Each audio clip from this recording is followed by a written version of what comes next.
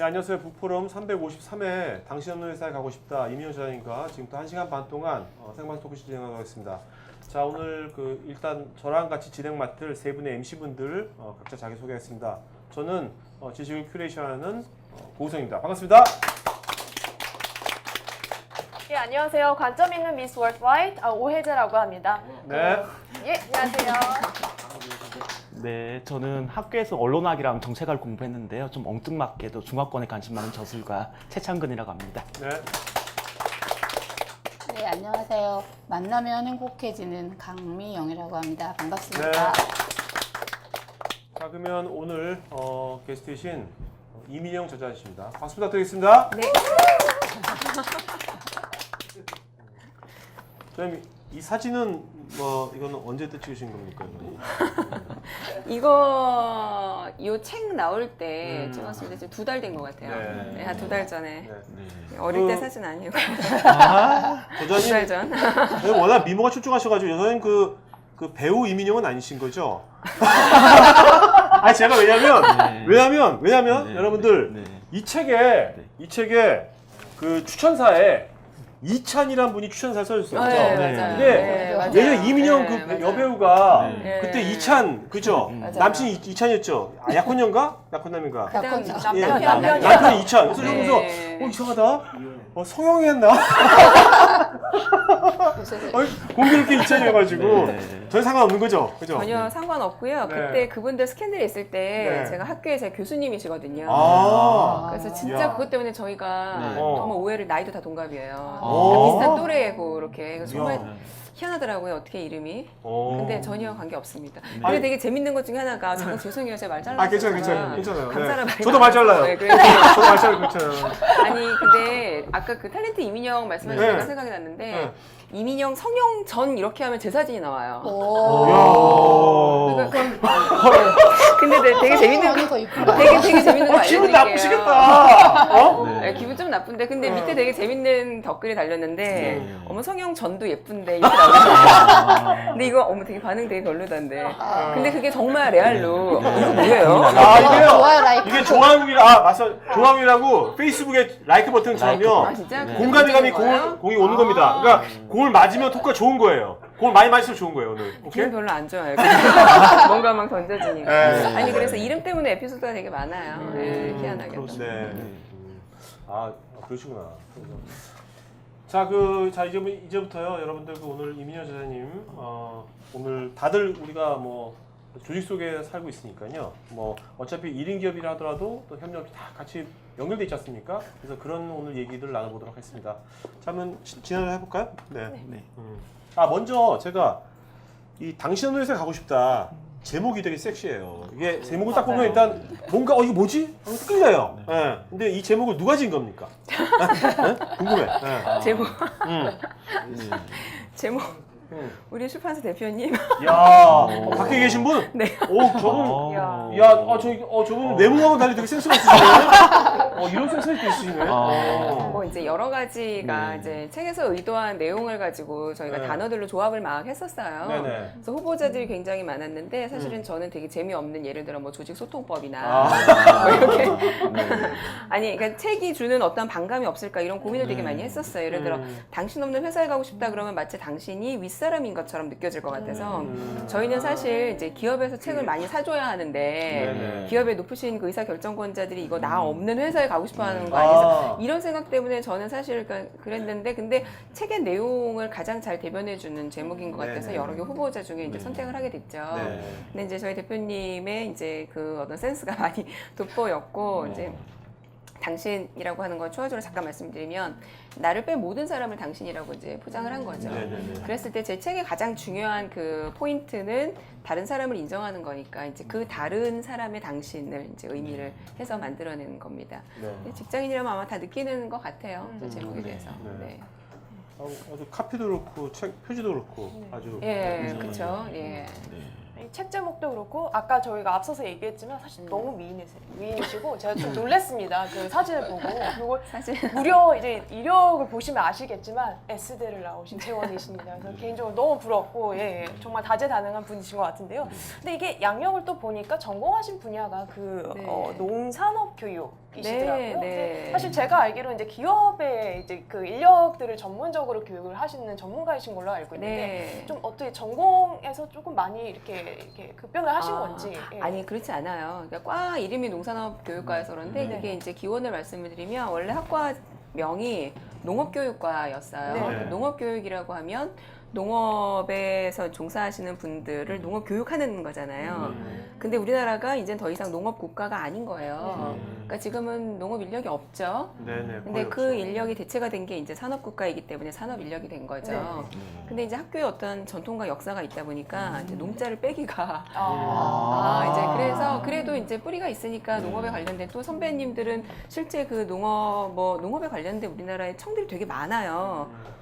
뭐 예를 들어 농진청 네. 또는 뭐 어디 농업고등학교에 실제 선생님들도 많이 계시고 그분들을 위해서라도 그 과명을 완전히 없애는 건 사실은 아니라고 생각을 해서 농산업교육과 이렇게 이제 시대의 어떠한 그 변화를 따라서 과 제목이 달라진 거고요. 그러니까 배우는 것도 당연한 거죠. 이제 예전에는 농업에 관련된 거. 물론 저는 뭐 농업의 어떤 역사라든가 이런 거 다 배웠어요. 다 배우긴 했는데 근데 시대를 반영을 해야 되니까 그러면 산업 인력에 대한 것들도 나중에는 점점 시대가 변화되면서 과목에 추가가 됐고 또 이제 나중에 들어오신 교수님들 같은 경우에는 농업에 관련된 분들이 아니라 완전 산업 쪽만, 조직만, 인사만 그렇게 성인만 이렇게 공부하신 분들이 들어오시게 되면서 지금은 과는 이제 제목이 그렇지만 그 안에서 다루어지고 있는 것들은 제가 지금 딱 하고 있는 기업 내에 산업 인력들을 교육하는 일, 네. 그에 관련된 것들을 저는 하고 그러면 있는 거죠. 그 예. 뭐 사회에서 어떤 커리어를 처음부터 계속 그런 이제 기업 어떤 그 교육이나 문화학부 네. 그쪽으로 쭉 하신 겁니까? 뭐 처음에 학부를 졸업을 하고 나서는 저희 때만 해도 제가 92학번이에요. 근데 저희 때만 해도 사실은 와, 예, 나이 기업본답지 않네. 정말 나이 오. 계산하시죠. 많으시고. 근데 이제 저희 때만 해도 여자들이 취업을 하는 게 그렇게 쉽지 않았어요. 그 당시에 대기업에 뭐 원서를 많이 내봤었지만 사실은 뭐 주로 남자를 위주로 그 당시에 뽑았고 뭐 공채도 사실은 많지 않았고 근데 제가 이제 학부를 졸업을 하고 그 우연한 기회에 어떤 외국계 회사에 들어가서 저는 독일인 사장님의 이제 통역 비서를 잠깐 한 1년 반 정도 했었고요. 그게 이제 전혀 다른 직장 생활의 형태가 되는 거고 잘 안 맞아서 저랑은 조금 더 이제 욕심이 많아서 대학원에 가게 되면서는 계속 이제 이쪽 일을 하게 된 거죠. 그러니까 네. 처음에는 기업 강의보다는 학교 쪽에 학교에 이제 교수가 되는 게 꿈이었었고 어릴 때는 이런 직업이 있는지 사실은 몰랐었죠. 네. 근데 공부하는 쪽이 그쪽이다 보니까 자연스럽게 이제 이렇게 가게 된 것 같아요. 근데 지금은 뭐 너무 행복하죠, 사실은. 이렇게 잘 맞는 직업이, 그러니까 운도 많이 따랐던 것 같고, 주변에 좋은 분도 많이 만나게 됐고, 그래서 이렇게 하게 됐습니다. 네. 네. 이 책의 주 주제가 팀장 리더십인데요. 네, 팀장 네. 리더십이 언제 필이 확 꽂히셔가지고 필이 꽂 책까지 쓰시게 되셨는지 한번 근데 말씀 좀 그 해주시겠어요? 책의 주제가 네. 꼭 팀장 리더십만을 의미하는 건 아니에요.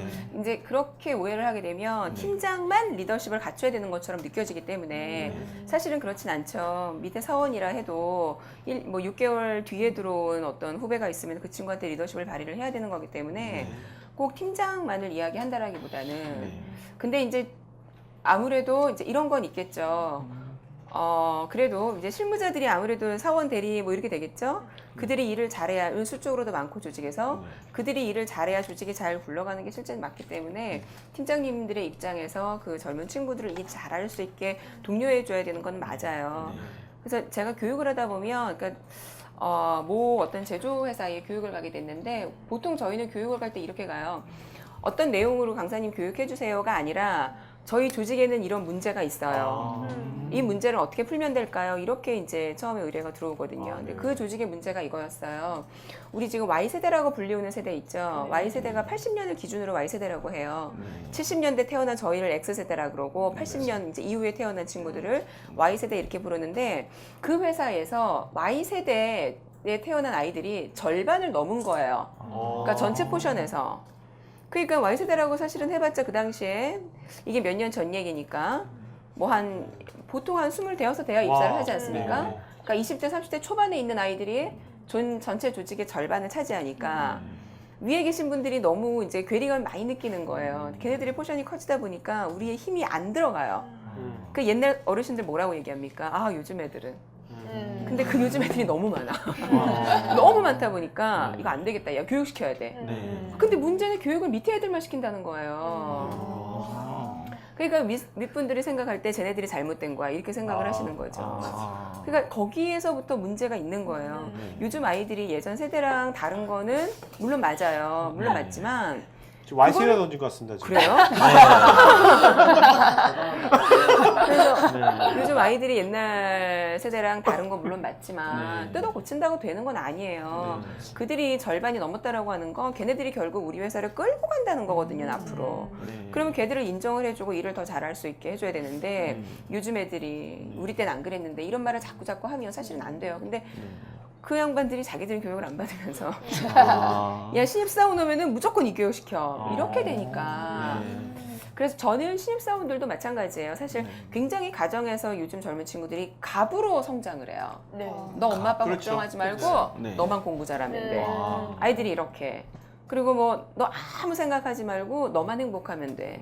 뭐 왜 집에서 이제 이렇게 성장을 하다 보니까 얘네들이 갑이잖아요. 회사에 와도 지들이 그런 줄 알아요. 엄마 우리 팀장님이 오늘 나한테 뭐라 그러는지 알아? 뭐 이런 있잖아. 그러면은 엄마와 아빠가 뭐라고 하시는지 아세요? 야 회사니까 그냥 그래 이렇게 해줘야 되는데 어느 놈이야 그 누군데 우리 새끼한테 똑같이 되는 거예요. 너 그럴 거면 너 가지 마. 이렇게 되는 거예요. 그러니까 이게 그것도 문제예요. 젊은 애들 입장에서 젊은 애들도 달라져야 돼요. 걔들도 조직에 와서 엄마 아빠한테 용돈 받을 때도 우리가 막 아양 떨면서 받잖아요. 내가 더 받으려면 그 월급을 주는 사람인데 사실은 정말 노력을 많이 하고 해야 되는데 그런 노력들이 사실 부족한 거죠. 이렇게 어렵게 취업을 했음에도 불구하고. 그래서 걔네들도 좀 달라져야 되는 게 맞지만 근본적으로는 위에서 약간은 좀 받아주고 자기들도 사회가 변화되었다라는 거를 알 필요가 있다라는 거죠. 그러니까 그러한 맥락에서 이제 쓰게 된 거죠. 어느 조직이든 자꾸 이제 밑에 있는 세대들만 교육을 하다 보니까 우리끼리 얘기해요. 오프 더 레코드로. 교육은 저 양반이 받아야 되는데. 그래서 실제로 보면 그 저희는 필드에서 교육을 하실 때 그 뭐 386이건 뭐 X세대건 Y세대 다 같이 받는 그런 형태로 꾸려 나가십니까? 그렇게 아니면 하도록 그분 하지만 눈치를 보고 또 안 하기도 합니까? 아니 그렇게 하려고 하지만 저도 네. 또한 의리잖아요. 주는 시키는 대로 하잖아요. 그럼 그쪽에 자기들 교육 안 받겠다고 하는데 네. 근데 뭐 예를 들어 교육 담당자가 뭐 대리나 과장급이다. 그럼 이들이 생각을 할 때는 교육 툴을 짜기는 짜요. 팀장님들도 이 교육 꼭 받아야 돼 이렇게. 근데 정말 재밌는 게요. 사원 대리는 막 20시간, 24시간 받아요. 3일간. 근데 팀장들 시간 없으니까 4시간을 해달래요. 네. 시간이 없어서 4시간을 끝내야 되는 건 맞는데 중요한 건 교육을 안 듣겠다는 얘기인 거죠. 이제 그럴 때는 참 슬퍼지는 거예요. 근데 이게 제가 교육을 할 때 팀장들도 이 교육이 필요해라고 이야기하시는 분들의 그 지점이 내 자녀가 대학생이 되고 취업을 할 나이가 되는 분들은 또 가능해요. 그러니까 훨씬 나이가 많은 경우엔 내 새끼도 나중에 누군가 회사에 가면 이 꼴이겠구나 이 생각을 하시는 거예요. 그런데 한 중간쯤 자녀가 중학교, 고등학교 요즘 다니면 아직 인지를 못해요. 쟤네들이 집에서 저렇게 교육을 받아갖고 이러는 거예요. 사실 내 새끼 다 똑같은데. 저도 이제 아들을 키우지만 애가 너무 귀하잖아요. 저희도 남편 외아들이고 저랑 남동생 형제가 없는 상태의 아이가 태어나니까 양쪽 집안의 첫 번째 손자예요. 정말 이거는 소황제가 따로 없어요. 그러니까 양쪽에 할머니, 할아버지 4분 계시죠? 우리 부부 을은 6이 애 하나를 키우는 거예요. 근데 우리 애만 그러냐고요. 모든 아이들이 사실은 그렇게 귀하게 크거든요. 근데 저도 그런 걸 생각을 하면 맞아 이런 아이들이 이렇지 내 새끼도 그럴 거야 이런 생각 정말 많이 해요. 그래서 항상 얘기를 많이 해주죠. 이제 근데 아직 뭐 우리 꼬맹이야 애기니까 그런데 그런 고민들이 되죠. 예. 알겠습니다. 말씀을 듣다 보니까 여신급 외모에 여러 가지 또 지금 막 강연을 듣는 그런 기분이 그죠? 저 드는데 너무 말 많죠. 선생님 중에 직장인 신이라고 있잖아요. 누가 져줬을까요? 직장인 씨는 누가 지어줬냐면 작년에 방송 하나 했는데 어떤 방송이요? 저기 CJ 온스타일 네. 예 온스타일의 강연 쇼가 하나 있었어요.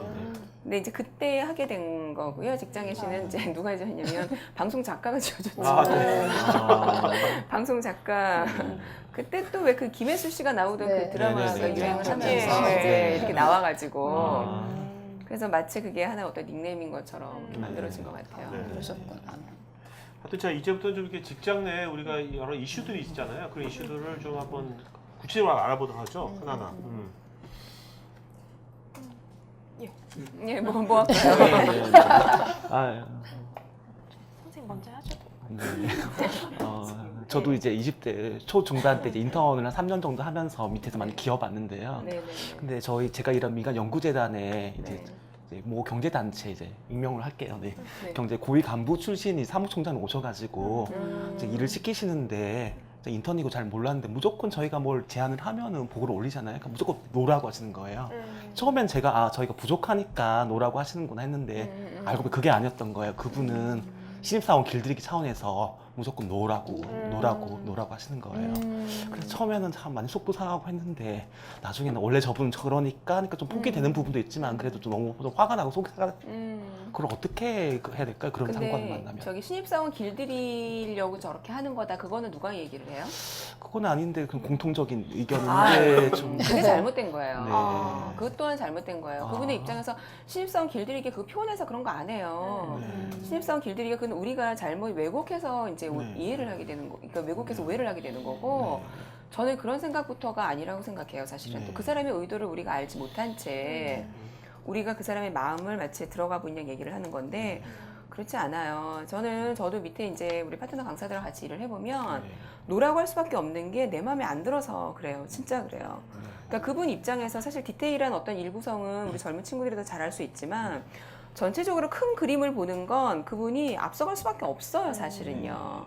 그런데 이제 우리는 그런 생각 안 하죠. 왜 오기가 생겨서 하지도 않고요. 자꾸 상대 그냥 그 사람하고 나하고 어떤 개인적인 감정이 안 좋은 게 있으면 예를 들어 자꾸 내가 제안하는 거에 노를 한다. 그러면 나 또한 저 사람 나 왜 저러지? 왜 항상 저런 식이지? 나 또한 그걸 왜 왜곡해서 받아들이거든요. 그러니까 이거는 쌍방의 소통을 하지 않고자 하는 어떠한 그런 나쁜 이제 마음가짐인 거죠. 그러니까 나부터도 내가 잘 못하는 부분이 있나 보다라는 생각을 먼저 해야 돼요. 사실은. 그리고 그건 물어봐야죠. 그분한테. 예? 저기 제가 뭐가 부족해요? 아니라고 말씀해 주시는데 좀 구체적으로 말씀해 주세요. 라고 이야기를 해야 돼요. 그렇게 근데 우리는 물어봤어요? 그렇게 물어봤는데 다른 분도 막 그 깨시면서 원래 신입사원은 그렇게 다루는 거야 그러시는 거예요. 그 중간에 있는 사람들이 이제 그렇게 자꾸 하는 거죠. 네. 저희가 그런 얘기를 많이 해요. 예. 그 교육을 갈 때 가장 어려운 대상이 대리급이에요. 대리들이 밑에 사원들이 이야기하는 걸 항상 그런 식으로 이렇게 자기들의 옛날 경험에 좀 잘못된 거고 잘못 길들여진 거예요. 아니요 그분이 직접 그러시는 거예요. 본인이 네. 길들이기 위해서 그런다고. 네, 신입사원은 원래 좀 이렇게 험하게 다뤄야 된다고. 그 나쁜 사람이네. 그냥 나쁜 사람. 그냥 나쁜 사람. 근데- 근데 이제 네. 보면 정말 나쁜 사람일 수도 있고. 네. 근데 저는요. 네. 정말 이제 일을 보는 그 입장이 되보면 그렇게 해야 되는 게 맞을 수도 있어요. 근데 중요한 건 방법적인 문제겠죠. 기분은 상하게 하면 안 되겠죠, 사실은. 네. 그렇죠. 그 사람도 남의 집 귀한 인격적인 아들이고 모독을 하면 안 그럼요. 돼요. 귀한 아들이고 귀한 딸이기 때문에 존중해주면서 해야겠죠. 근데 막말을 하는 사람들이 있어요. 근데 중요한 건 본인이 막말을 한다는 사실을 잘 인지하지 못해요. 근데 나중에 그런 사람들하고 이렇게 이야기를 잘 해보잖아요. 그러면 자기들은 막말이라고 그 사람 상대를 기분 나쁘게 하려고 한 게 아니라 나는 일을 잘하기 위해서 했다라고 얘기를 해요. 그냥 그 부분을 믿어주는 거예요. 근데 그렇지 않으면 같이 일 못하는 거죠. 근데 중요한 건 그 사람하고 내가 안 맞아요. 제가 이제 네. 책에도 이 내용 많이 썼는데 많은 사람들이 내 위에 있는 팀장님 때문에 힘들어서 퇴사를 결심을 한다거나. 근데 우리 어떻게 생각하세요? 퇴사를 하면 결국 내 손해예요. 내가 어렵게 기회를 얻어서 일을 하고 있는데 퇴사한다는 건 어쨌든 내가 거기서 버텼을 때 내 이력에 커리어에 도움이 되는 거지. 그만둔다라고 하는 건 나중에 이직할 때 뭐라고 얘기할 거예요. 팀장이랑 안 맞아서 나왔어요. 이런 얘기 할 수 없거든요. 그리고 또 세계가 좁기 때문에 또 어떻게 내 소문이 어떻게 돌지 모르는 거고. 회사를 옮겨도요, 우리 이런 말 있어요. 정말 또라이 질량의 법칙이라고. 질량 구조의 법칙. 그러니까 왜 회사를 옮겨도요, 그런 비슷한 인간이 또 있게 되어 있어요. 그러니까 우리는 그 사람을 피한다고 답이 아니라 내가 저 사람하고의 어떤 갈등을 해결할 수 있는 능력을 만드는 게 포인트이기 때문에 상대가 저러는데 내가 어떻게 해야 된다. 설 때 상대에 대한 그 자체도 내가 저 사람을 부정하고 있다는 얘기예요. 중요한 건 상대가 달라지지 않는다는 걸 인정하는 거예요. 상대가 달라지지 않기 때문에 내 마음을 놓는 거예요. 네. 그렇게 하면 상대가 내 진정성을 언젠가는 보게 되어 있어요. 야, 쟤는 다른 신입이랑 달라. 네. 그러면 내가 성공하는 거고 이기는 거죠. 실제로 한 6개월 정도 지나니까 이제 서로 이해하게 되는 거예요. 그래요? 네. 맞아요? 네, 저희도 그냥 원래 저분 저러시고 그분들도 그냥 얘는 그래도 뭐 내가 아무리 그럴 노라고 수 있어요. 해도 그냥 얘는 그래도 열심히 잘한다 이제 인정해 그럼요. 주시니까 아. 서로 감정 상할 건 없는데 그럼요. 근데 되게 힘들죠. 처음에 무조건 노 그렇게 들으면은 힘들죠. 예. 네. 근데 그래서 리더십 우리가 이제 위에 계신 분들하고 교육을 할 때 또 얘기 많이 해요. 네. 기죽이지 말라고 애기를 네. 그런 얘기도 해요. 근데 이제 그분들은 또 네. 반론이 있어요. 그러면 타고 넘는다는 거죠 요즘 애들. 네. 내가 너무 잘해주고 너무 이뻐해주면 나를 우습게 본다는 거예요. 그리고 또 초반에 또 뭔가 약간 좀 뭐 이렇게 터프하게 해가지고 그거를 못 견디는 친구는 네. 뭐 어쩔 수 없다. 뭐 그런 것도 있죠. 필터링하는 것도 아 있지 그런 것도 않을까요? 있어요. 네. 예, 근데 너무 세게 했을 때 네. 다 나갈 수도 있어요. 네. 네, 다 나갈 수도 있어요. 요즘 애들 옛날 같지 않아서 네. 다 나갈 수도 있어요. 그러니까 정말 잘 조절을 해서 보호를 해주는 게 맞다고 봐요. 네. 네. 저자님은 운호의 위치잖아요. 예를 들면 직장인의 위치이기 이전에. 네네. 근데 책 제목 보면 당신 없는 회사에 가고 싶다. 그 당신이 가는 게 꼭 타인이 아니라 나일 수도 있다고 하셨잖아요. 그렇죠. 그쵸? 예, 예. 그러면 혹시 저자님의 입장에서도 나도 가고 싶지 않아. 오늘은 출근하기 싫어. 뭐 이런 날 혹시 있으셨나요? 있다면 언제? 별로 없어요. 아우. 근데 그게 잘 모르겠어요. 월요병 없어요? 월요병? 아, 너무 저 없어요. 없어요? 야, 저는 없다고 월요일 자신 있게 날 말씀하시네. 일이 있는 게 너무 행복해요. 어. 그러니까 그 대한민국에서 여러 가지 작용을 해요. 나이가 42살인데 대한민국에서 42살인 여성이 결혼도 하고 애도 있는 엄마가 누군가의 부름을 받고 일을 한다는 자체가요. 저는 일이 없는 8월달이 지금 너무 슬퍼요. 8월 때문에. 아, 그게 휴가 단순히, 때문에? 왜 단순히 돈을 벌고 못 벌고의 의미가 아니에요. 8월달 비수기군요. 네, 그것도. 저희 비수기예요. 네. 네. 그래서 그래서 나오신 거예요 여기? 그러니까 어떻게 일정을 잘 알고 계세요? 그러시군요. 네. 그래서 사실은 일이 있는 것만 저도 이제 젊은 친구들하고 교육을 할 때 걔네들을 달래는 방법 중에 하나가 그거거든요. 일이 있다는 게 얼마나 소중한 거냐, 니네들 어딘가에 갈 수 있는 게. 왜냐면 취업을 하지 못했을 때 굉장히 갈구했던 장소거든요, 그 장소가. 네. 그러니까 그 얘기를 정말 많이 해줘요. 그래서 저는 지금도 보면 어려운 시기 굉장히 많았지만 친구들이 너무 부러워하죠, 지금 보면. 그 어려운 시기를 겪어서. 근데 보면은 정말 행복해요. 그걸 어떻게 아, 설명할 수 근데 있을지 저자님 모르겠어요. 뵈면 전혀 어려운 시기 없었을 것 같은데 아까 근데, 뭐 네. 독일에서도 취직하고 가장 어려운 시기 언젠데요? 뭐 아니 있었어요? 저희도 언제가 가장 이제 어려웠어요? 지금은 제가 뭐 책도 내고 뭐 이제 뭐 책 예제도 내셨잖아요, 책. 네 예제도. 맞아요. 네. 테드 그리고 관련돼가지고. 네 맞습니다. 일이 이제 지금은 그러니까 뭐 40대 초반이니까 한창 일을 많이 할 때인 것 같아요. 그래서 지금 바쁘고 뭐 인정 많이 받고 참 좋은데 그러니까 이렇게 되기까지 너무 힘들었던 거죠. 처음에 뭐 시간 강사하고 할 때는 어디 뭐 수원에 있는 학교 강의를 나가는데 한 달에 뭐 통장에 찍히는 게 뭐 20 얼마예요. 15년 전 20 얼마인데 차 기름값에 옷 사 입으면 남는 게 더 오히려. 그러니까 남편이 차라리 알바를 하지 지금 뭐 하시는 거예요? 뭐 그랬던 시절이 사실은 있었죠. 그리고 강의가 어쩌다가 한 번 들어오잖아요. 처음에 저의 이제 어떠한 그런 이제 개런티가 되어 있지 않을 때에는 다 우리를 평가하잖아요. 물론 지금도 평가를 엄청 받아요. 요즘에는 평가가 굉장히 그 진보가 돼가지고요. 제가 강의하고 있으면 강의 끝날 때쯤에 교육 담당자가 여기다가 QR 코드를 찍어줘요. 그러면 교육생들이 QR 코드를 찍어서 제가 있는데 그 자리에서 평가를 하게 되어 있어요. 그럼 저 집에 갈 때 엑셀로 정리해서 제 메일로 들어와요. 그걸 제가 에브리데이 받는 거예요. 이거 정말 죽어요. 그래 하물며 어떤 회사는 평가에 따라서 돈도 줘요. 야. 많이 나오면 많이 주고 적게 나오면 아, 적게 평가가 주고. 좋으면 많이 주고요? 기준에 그런 데가 있어요. 그러니까 이런 걸 매일 받으니까. 근데 지금은 괜찮아요. 그러니까 사람이 항상 잘할 수 없어요. 근데 그거를 교육 담당자들이 아는 거죠.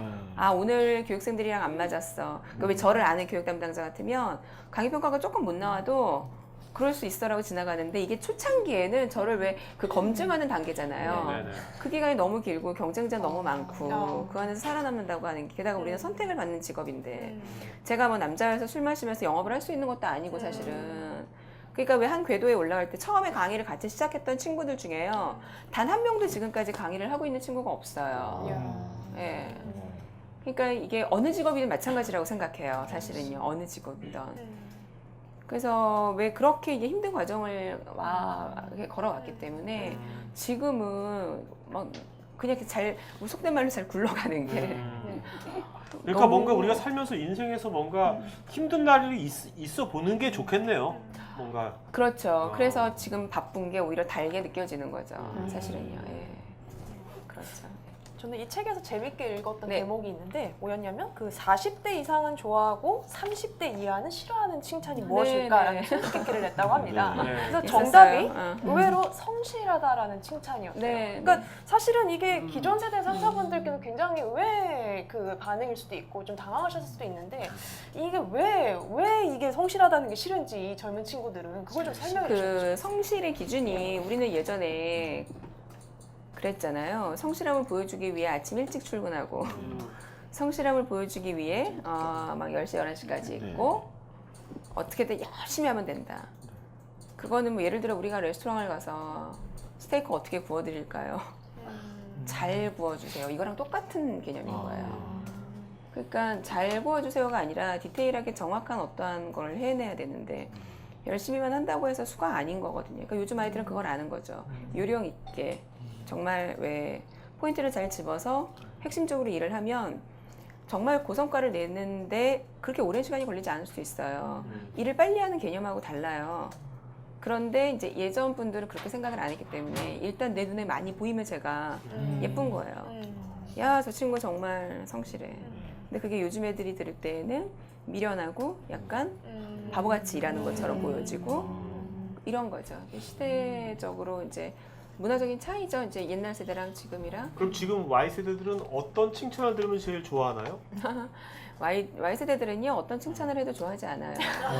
걔네는요, 어릴 때부터 엄마 아빠가요, 그러니까 우리 486세대 부모님보다 Y세대 부모님들은 훨씬 더 많이 배우고 진짜 똑똑한 분들이세요.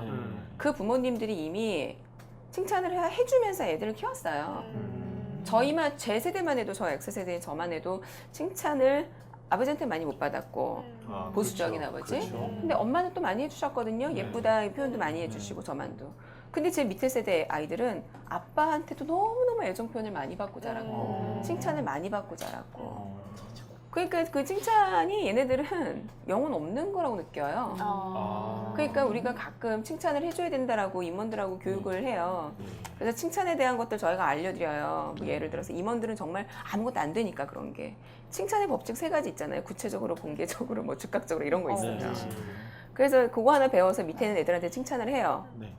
아, 저기 자네 오늘 목걸이 새로 했네. 야, 너무 잘 어울린다. 근데 이미 느껴요. 영혼이 없는 거.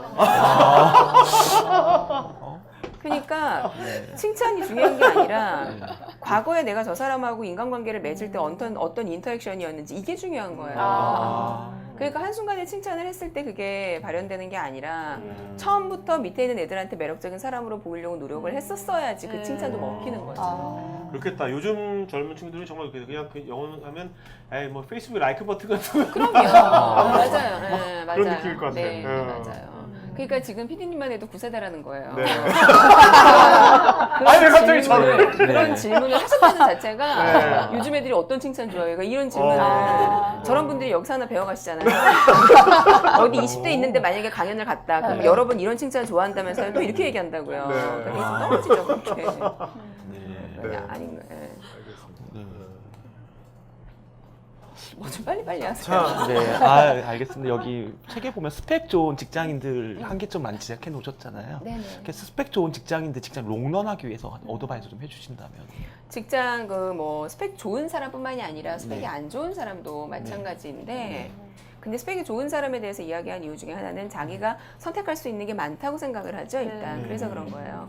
근데 직장에 롱런하는 방법은 스펙이 좋든 안 좋든 누구에게나 다 우리도 다 마찬가지인 거예요. 그냥 즐기는 것밖에 방법이 없어요. 좋은 걸 생각하고 장점을 생각하고 네. 돈을 세상에 돈 번다는 게 쉬운 건 아니고요.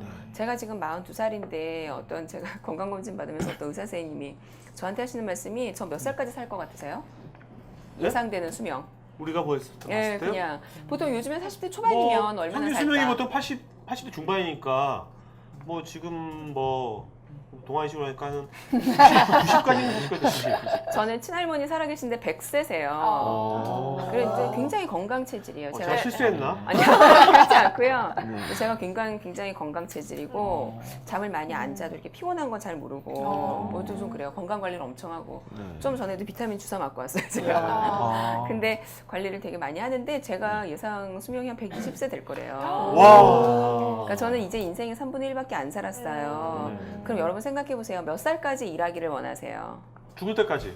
그러니까 우리가 기회가 닿는다면 건강이 허락한다면 그렇게 생각을 하죠. 근데 사실 많은 사람들은 그렇게 생각하지 않고요. 내가 많은 돈을 짧은 시간에 벌어서 노후는 즐겼으면 좋겠다 이런 생각을 한다는 거예요. 근데 나쁘지 않아요. 능력이 돼서 그렇게 할 수 있으면 참 행복한 삶인 거죠. 그런데 우리는 내가 경제활동을 하든 안 하든 그거와 관계없이 120까지 내가 산다면, 아니 그게 아니면 평균 수명이면 80 이렇게 된다면 그때까지 산다면 경제활동을 하지 않아도 어떤 많은 사회에 속해서 우리는 인간관계를 맺어가게 되어 있어요. 그럼 그렇게 인간관계를 맺어가는 데 있어서 왜 단순간 이 직장만 롱런한다라고 생각할 게 아니라 인생 자체를 롱런한다라고 생각을 해야 되는 거거든요. 저기 멀리에 있는 내 목표가 내가 80, 90까지 살 때 내가 기력이 떨어져서 더 이상 어떤 사회생활을 하지 못할 때 적어도 나는 이러한 모습이었으면 좋겠다라고 하는 그런 어떠한 좀 확고한 비전이 있다면 그걸 바라보고 가면 지금의 나의 직장은 과정이에요. 즐거울 수밖에 없어요. 네. 왜 거기를 가기 위한 과정이기 때문에. 다른 길로 간다? 인생 길기 때문에 돌아가도 상관은 없어요. 돌아가더라도 거기서 또 즐기면 돼요. 그러니까 힘들지만 우리가 내가 내 생명을 어떻게 하지 않는 이상 하늘에서 주어진 거는 성실히 살아가는 게 맞는 거예요. 그러니까 짜증내고 힘들고 이것만 생각하는 게 아니라 누구나 다 사실은 힘든 거는 맞는 거고 좋은 것만 생각을 하고 그렇게 하지 않으면 이 긴 인생을 살아갈 힘이 없어요. 자, 지금 인생 롱런 말씀하셨는데 네네네. 사실 인생 롱런 말씀하시니까 여성들보다 사실 중년의 남성들이 요새 되게 위기거든요. 그렇죠. 왜냐면 맨날 그 지금까지 어떤 회사의 명함으로만 살다가 갑자기 이제 명함이 금방금방 없어지잖아요. 그렇죠. 40대 네. 초반, 어떤 빠르면 초반, 중반? 그다음부터는 그거에 길들여졌기 때문에 다른 관계도 안 쌓아놨고. 그렇죠.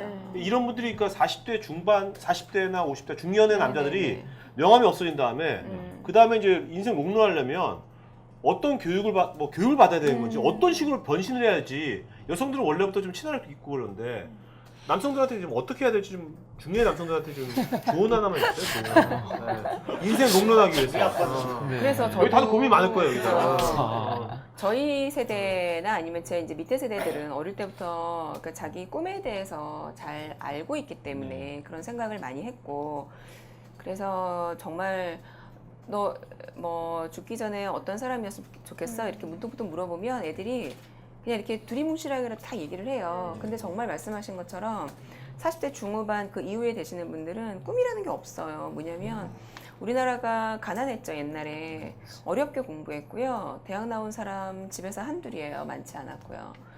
그 사람들의 목적은 집안을 잘 먹여 살리는 것밖에 없었어요. 그러니까 그래서 박탈감을 느끼게 되는 거죠. 나는 돈 버는 기계였나 이렇게 되는 거예요. 아빠들이 밖에서 한참 뭐 일 열심히 할 때 가족들하고 별로 친하게 지내지도 못했는데 그렇죠. 어느 날 갑자기 퇴직하고 집에 들어왔더니 아들 딸들은 다 엄마 편이더라. 뭐 이렇게 되는 경우가 정말 많거든요. 그래서 저는 그분들에게 말씀드리고 싶은 거는 뭐냐면 아직도 인생 절반밖에 못 사신 거예요. 50대 해봤자 사실은. 지금이라도 꿈을 갖는 거예요. 사실은.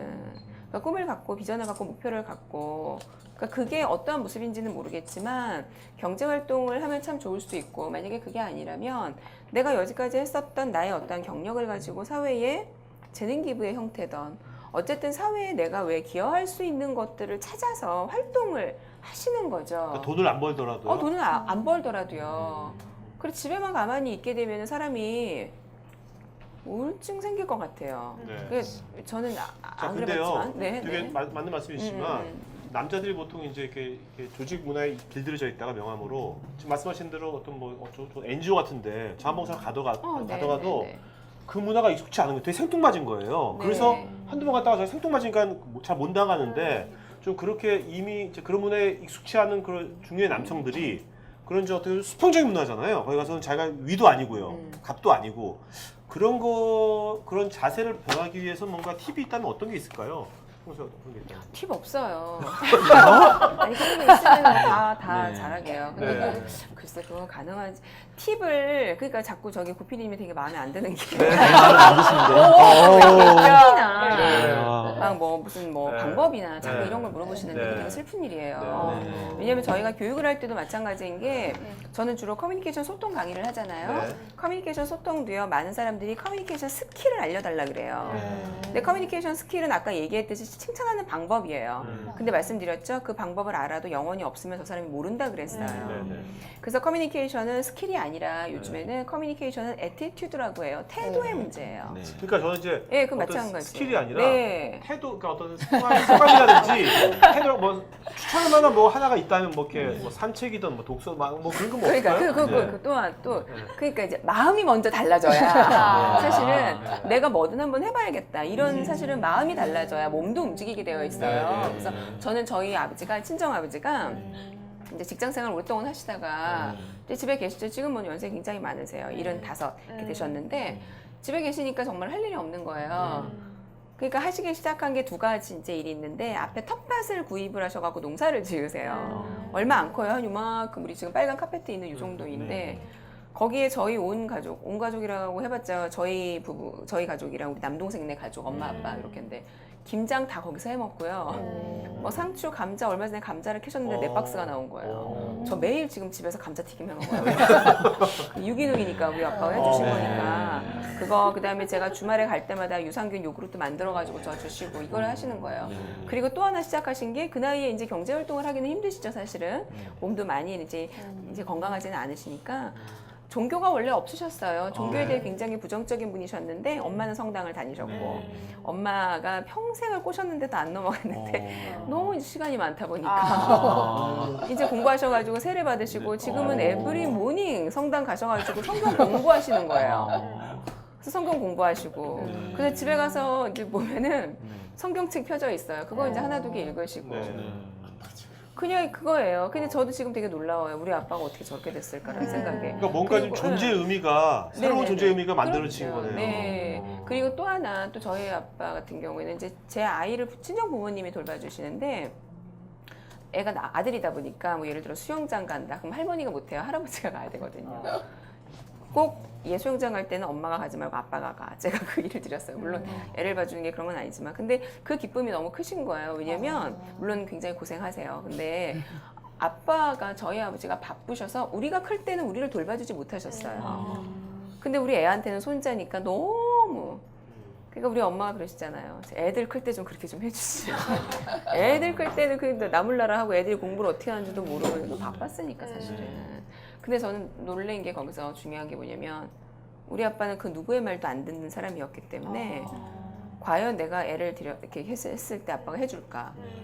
뭐 아빠 성당에 좀 가봐 했을 때 우리 아빠가 갈까? 했는데 뭐 하게 되더라고요. 그러니까 이렇게 마음이 달라지는 거죠, 마음이.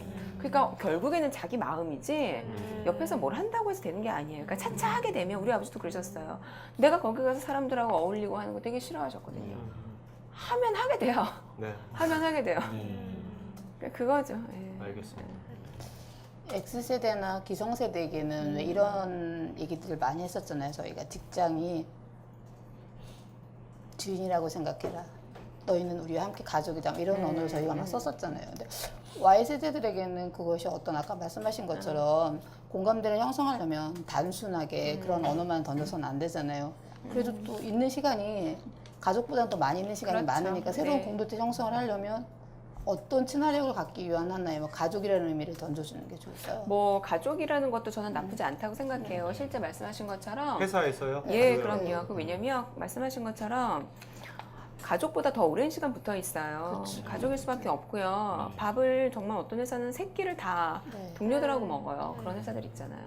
가족의 의미를 부여하는 건 나쁘지 않고요. 위에 있는 선배 입장에서 동생인 것처럼 나는 위에 선배를 형님, 누나, 뭐 언니인 것처럼 하는 건 나쁘지 않다고 사실은 저는 생각을 해요. 근데 더 중요한 건 이제 조직이 너를 보호해 줄 것이다. 조직에 너 올인을 한번 해봐라. 이거는 애들이 믿지를 않아요. 그러니까 그 이유는 뭐냐면 이미 똑똑해져서 위로 올라가면 올라갈수록 몇 명 안 된다는 걸 알아요.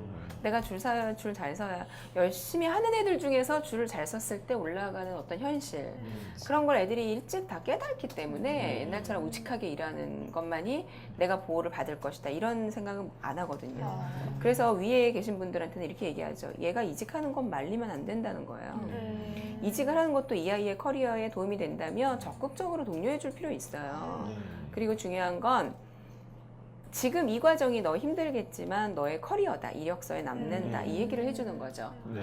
가족이다라는 것보다는 요즘에는 오히려 4, 5년 주기로 회사를 옮기는 게 본인의 능력으로 생각하는 사람들도 많아요. 직급도 올리고 연봉도 올려가면서 근데 네가 더 좋은 데 가려면 어떻게 해야 돼? 여기서 정말 최선을 다해서 일을 잘해야 돼. 그러니까 이걸 알려주는 거죠. 그 아이의 커리어에 대한 부분. 그래서 실제 커리어라고 하는 영어 단어를 많은 분들이 뭐 경력, 뭐 진로 이렇게 생각을 하시죠. 다른 말로 얘기를 하면은요, 생애라는 의미가 있어요. 생애. 그러니까 생애에 걸쳐서 커리어인 거예요. 이 커리어는. 그럼 단순히 회사 내에 연결되는 경력인 거죠. 그러니까 단순간이 아니라. 걸쳐가는 네네. 그 생애 속의 새로운 가족이고 그 가족이 성장해서 그렇죠. 좋은 곳에 갈 수 있도록 도와주는 그렇죠. 디딤돌 네네. 될 수 있겠네요. 그렇죠. 그러니까 뭔가 이렇게 그 경영자 같은 경우에 어떤 그 Y세대 직원들에 대해서 뭔가 이 친구들이 그 충성도라든지 계속 같이 평생 직원이 아니라 언제 떠날 수 있고 그냥 내가 그냥 인정해야 하나의 돼요. 파트너처럼 네. 업무 파트너처럼 그런 관계를 갖는 것이 오히려 낫다. 네네네 그렇죠. 예. 그래서 실제 쿨하게, 그 CEO도 쿨하게. CEO도 나이 드신 분들은 뭐 으쌰으쌰 하면서 전쟁이다 같이 가자 막 이런 분이 있는데 이렇게 젊은 CEO들이 있어요. 네. 신생 기업들 젊은 네. CEO 뭐 한 30대 후반 40대 창업하신 네. 분들 네. 이런 분들은 생각이 깨어 있어요. 아. 그래서 오히려 좋은 직장 소개해주기도 하고 어. 너는 우리보다 저쪽이 더 잘 맞을 것 같아. 그 대신에 거기서는 한 명 줘. 네, 트레이드예요. 그러니까 되게 쿨한 거죠. 서로가 인정을 하는 거죠. 그러다 나중에 또 만날 수도 있는 거예요. 그렇게. 네. 자 이제 우리 이제 그 아까 제가 설문지 나눠줬는데 해보셨죠? 지금 이제 성격 유형별 한번 알아보도록 할까요? 네. 예, 이게 사실은 이제 책을 아마 읽어보신 분들은 아시겠지만 이 후반부에 그 4가지 그 자기 캐릭터에 대해서 나오는 내용이 있습니다. 그래서 어떻게 보면 저는 개인적으로 가장 흥미롭기도 하고 재밌는 부분이었는데 이게 지금 아시겠지만 그 4가지 성격 유형이 하나는 독재자형, 만당가형, 연구자형, 수도자형 요 4가지로 크게 나눌 수 있다고 저자님이 말씀을 하셨어요. 그래서 이제 미리 저희가 설문지를 나눠드렸고 이렇게 각자가 그 본인의 캐릭터가 어떤 건지 좀 테스트할 수 있는 그런 시간을 미리 가지셨을 텐데요. 그 저희가 이제 이 4가지 유형이 주로 어떤 것인지를 좀 그 저자님하고 같이 얘기를 할 수 있도록 할 건데 그 전에 그 저희가 한번 이렇게 A, B, C, D, 그러니까 지금 이제 이 순서대로 그 저희가 어느 정도 수가 있는지도 좀 파악해보고 하면서 그 얘기를 좀 들어보도록 하겠습니다. 일단 첫 번째 독재자형인데요. 그 말씀드렸지만 고피디님이 독재자형으로 나왔습니다. 예. 용어가 마음에 안 들어. 그래서 고피디님과 함께 가실 분 한번 독재자형으로 그러니까 나오신 A, 분. 그러니까 A. 예. 설문에서 A가 가장 많은 항목이 나왔다. 손 들어보세요. 오히려 또 몇 분 계시네요. 네. 알겠습니다. 한 대여. 저보다 더 많이 나와서 있는데 제가 26개 나왔거든요. 더 많이 나와서 있어요? A가? 그러면 네. 우리 한번 살펴보죠. 그 독재자형이 주로 어떤 캐릭터인가요? 제가 말을 이제 좀 잘 표현하기 위해서 좀 강하게 사람들이 네. 이해를 할 수 있게 하려고 독재자형이라고 한 건데요. 꼭 독재자를 의미하는 건 아니에요. 그러니까 리더십이 강한 사람이라고 생각을 하시면 돼요. 그러니까 지금 이 자리에 독재자형이 지금 많아요. A형이 많은 이유가 그런 사람들이 이런 데를 찾아와요. 그러니까 욕심이 많고요. 성과 위주이고요. 예. 그래서 독재자가 말 그대로 어떤 그 단어의 의미이기보다는 좋은 쪽으로 생각을 하면 추진력이 좋고 추진력이 좋으면 어떻게 됩니까? 이 사람 성과가 나요. 성과가 잘 나면 어떻게 돼요? 회사에서 승진도 잘해요, 이 사람들. 네. 예. 승진도 잘하고. 근데 잘 생각해 보세요. 이렇게 잘난 사람들은 어떻게 돼요? 주변에 사람이 없어요. 외롭다. 외로워요. 그래서 내가 권력을 가지고 있을 때는 사람들이 나를 따르는데 내가 권력이 없어지면 나를 따르던 사람도 같이 없어지게 되어 있어요. 이게 좀 단점이에요. 그게 단점인데 조직 내에서 같이 코업을 할 때는 사실은 굉장히 해피할 수 있는 그런 사람들이죠. 행동으로 독재자형이 뭔가를. 외롭다고 하셨는데 독재자형의 상관인 사람, 뭐 팀장이건 뭐건 간에 이런 사람은 그러면 그 직원들하고 평소에 어떤 식으로 해야지만 그나마 덜 외로울 수 있을까 나중에 가서. 그 사람 어떻게 해야 감정 될까요? 감정 공유를 조금 잘 해주셔야 되는데 감정 공유를. 상대의 감정을 인정하려 하지 않아요. 네. 그러니까 뭐 예를 들어서 밑에 있는 팀원이 아침 8시, 9시에 출근을 해서 어제 밤새 작업한 보고서를 보여드려요. 네. 근데 우리 독재자형은 어떤 스타일이냐면 일단 성격이 급하고 성과 위주이기 때문에 이 보고서를 앞에서부터 보지 않고요. 뒤에 결과부터 봐요. 아. 그럼 뒤에서부터 보다가 결과가 마음에 안 들면 앞에 내가 굉장히 열심히 한 부분은 무시한 채 버럭 화를 내요. 아. 성질이 급하니까 내가 원한 결과가 안 나왔으니까. 근데 버럭 화를 내는 그 순간 이 밑에 있는 직원은 기분이 어떻겠어요. 나 열심히 했는데 나 인정해주지 않았어. 네. 저 사람은 날 미워해. 네. 나 저 사람이 소리 지르니까 심장이 막 벌렁벌렁해. 이렇게 되는 거거든요. 네. 그러니까 제일 첫 번째가 네가 한 거를 인정해 주는 거예요. 네. 제일 첫 번째, 야 일단 고생했어. 정말 잘했다. 이거예요. 근데 그 이 상대를 왜 이렇게 인정해 주는 거를 하지 않아요. 근데 참 아이러니하게 본인은 인정받기를 원해요. 예, 그러니까 이게 함정인 거죠. 네. 그러니까 우리도 보면은 그런 분들이 주변에서 보면 나는 근데 걔네들한테 그러지 않았는데 난 사람 무시한 거 아니야. 내가 그러려고 그런 거 아니야. 본인들은 이렇게 얘기하면서 뭐라 그러냐면 애들이 나를 무섭다고 오해해. 아. 이러는 거예요. 근데 내가 딱 보면 우리들이 딱 보면 오해할 만한 행동을 해요. 그러니까 그런 행동들인 거죠. 버럭하는 거, 결과만 따지는 거. 눈에 보이는 가시적인 무언가만 하는 거. 그러니까 이런 사람들이 조직에서 성장을 잘하는 건 맞죠. 예. 하지만 이제 주변에 나를 돌봐주는 사람이 없기 때문에 항상 조직에서도 밥을 혼자 먹고 외롭고 아. 그리고 생일 파티 같은 거 이제 우리끼리 어떤 뭔가요 활동이 있으면 저 사람 모른 체 해야 되고 이렇게 되는 거예요. 왜? 저 사람이 끼면 안 돼요. 생일 파티 오늘 누구의 생일 파티예요? 우리끼리 하려고 했는데 우리 팀장님이 예를 들어 독재자 형인데 그분이 아셨어요. 그러면은 그 사람은 와야 되거든요. 어쨌든 왜 자기가 그 안에서 주도권을 쥐어야 되는 거예요. 그러니까 자기는 선의의 의도예요. 왜? 내가 밥도 사주고 싶고 내가 진짜 정말 축하도 해주고 싶고 이거예요. 근데 주도권을 뺏겼기 때문에 이 밑에 있는 애들은 싫은 거예요. 또. 네. 그러니까 말 덜하고 상대방의 말 끝까지 들어주고 그 다음에 인정해주고. 근데 우리가 이미 알아요. 그 독재자형은 딱 그거예요. 항상 상대가 말하는 걸 듣긴 듣는데 그 생각에 내가 생각해요. 나 다음에 할 말. 아. 근데 그걸 상대가 읽는다는 거죠. 아, 지금 저 양반 또 내 말 안 들어. 고피님 잘 들으셨을 거라 생각해요. 네. 예, 그럼 두 번째 유형 한번 살펴볼까요? B죠, B. 예, 자, B가 많다. 손 들어보세요. B가 많다. B. 의외로 없네요. 저 따라오실 분이. 제가 만담가형이거든요. 그 만담가형 컨셉이 다 먹고 살자고 하는 일인데 좀 재밌게 일하면 안 될까요?입니다. 그래서 B형이. 예, 그래서 한번 저희 한번 얘기 나눠볼까요? 예. B형이 이 자리에 없는 이유가 있어요. 네. B형은 오기로 약속을 했다가 비 오면 안 와요. 아. 비 오면 귀찮고요. 네. 그래서 안 와요. 그게 B형이에요. 그리고 뭐 아니면 다른 약속이 또 생겼죠 뭐. 그래서 안 오고 그런 애들이. 그러니까 이런 자리에 그러니까 원래 이 유형 중에서 공부를 제일 못하는 애들도 만담가요. 공부를 잘할 수가 없어요. 진지한 유형이 아니에요. 네. 그래서 즐겁기만 한 거죠. 근데 그건 만담가형이 예를 들면 상사가 만담가형이다. 네. 그럴 때는 어떻게 해야 될까요? 네. 상사가 만담가형이 많지 않고요. 공부를 잘 안 해서. 뭐 완전 대기업에 굉장히 경직되어 있는 그런 문화라면 만담가형이 조직에서 인정 잘 못 받아요. 그러니까 일을 열심히 함에도 불구하고 저자인 같은 게 인정 잘 받을 것 같은데 조직에 있으면? 조직은 근데 어떤 점이 참 뭐. 어떤 스타일이냐면은 네. 어릴 때는 즐겁기 때문에 규형을 받아요. 네. 근데 나이가 점점 들면 우리는 단점이 말이 많아요. 아. 시끄러워. 엉뚱한 소리에. 야, 쟤 얘기하면 안 끝나니까 우리 빨리 못 들은 척 하자. 주변에서 이제 이렇게 돼요. 근데 이게 직급이 올라가면 올라갈수록 대접을 잘 못 받죠. 그러니까 이제 행동을 숨기죠. 네. 그러니까 그런 자리가 되면 행동을 숨기는데 만약에 내 위에 만담가형이 있다. 그러면 딱 한 가지예요. 그 사람의 이야기를 적극적으로 듣고 리액션 해주고 개인적으로 내가 너한테 관심이 많다는 걸 표현해주면 좋아요. 아까 우리 독재자형 같은 경우에는 존경해준다, 내가 너를 신뢰한다 이런 말을 해주는 걸 좋아하고요. 근데 만담가형은 왜 이렇게 개인적으로 관심.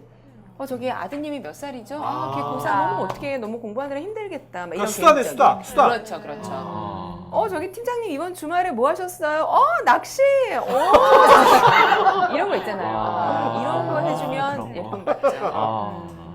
독재자이고 수다 싫어하는데. 그게 싫어하죠. 되게 싫어요. 그런 분한테 그런 말하면 절대 안 돼요. 네. 와닿는 말이 많습니다. 네. 네.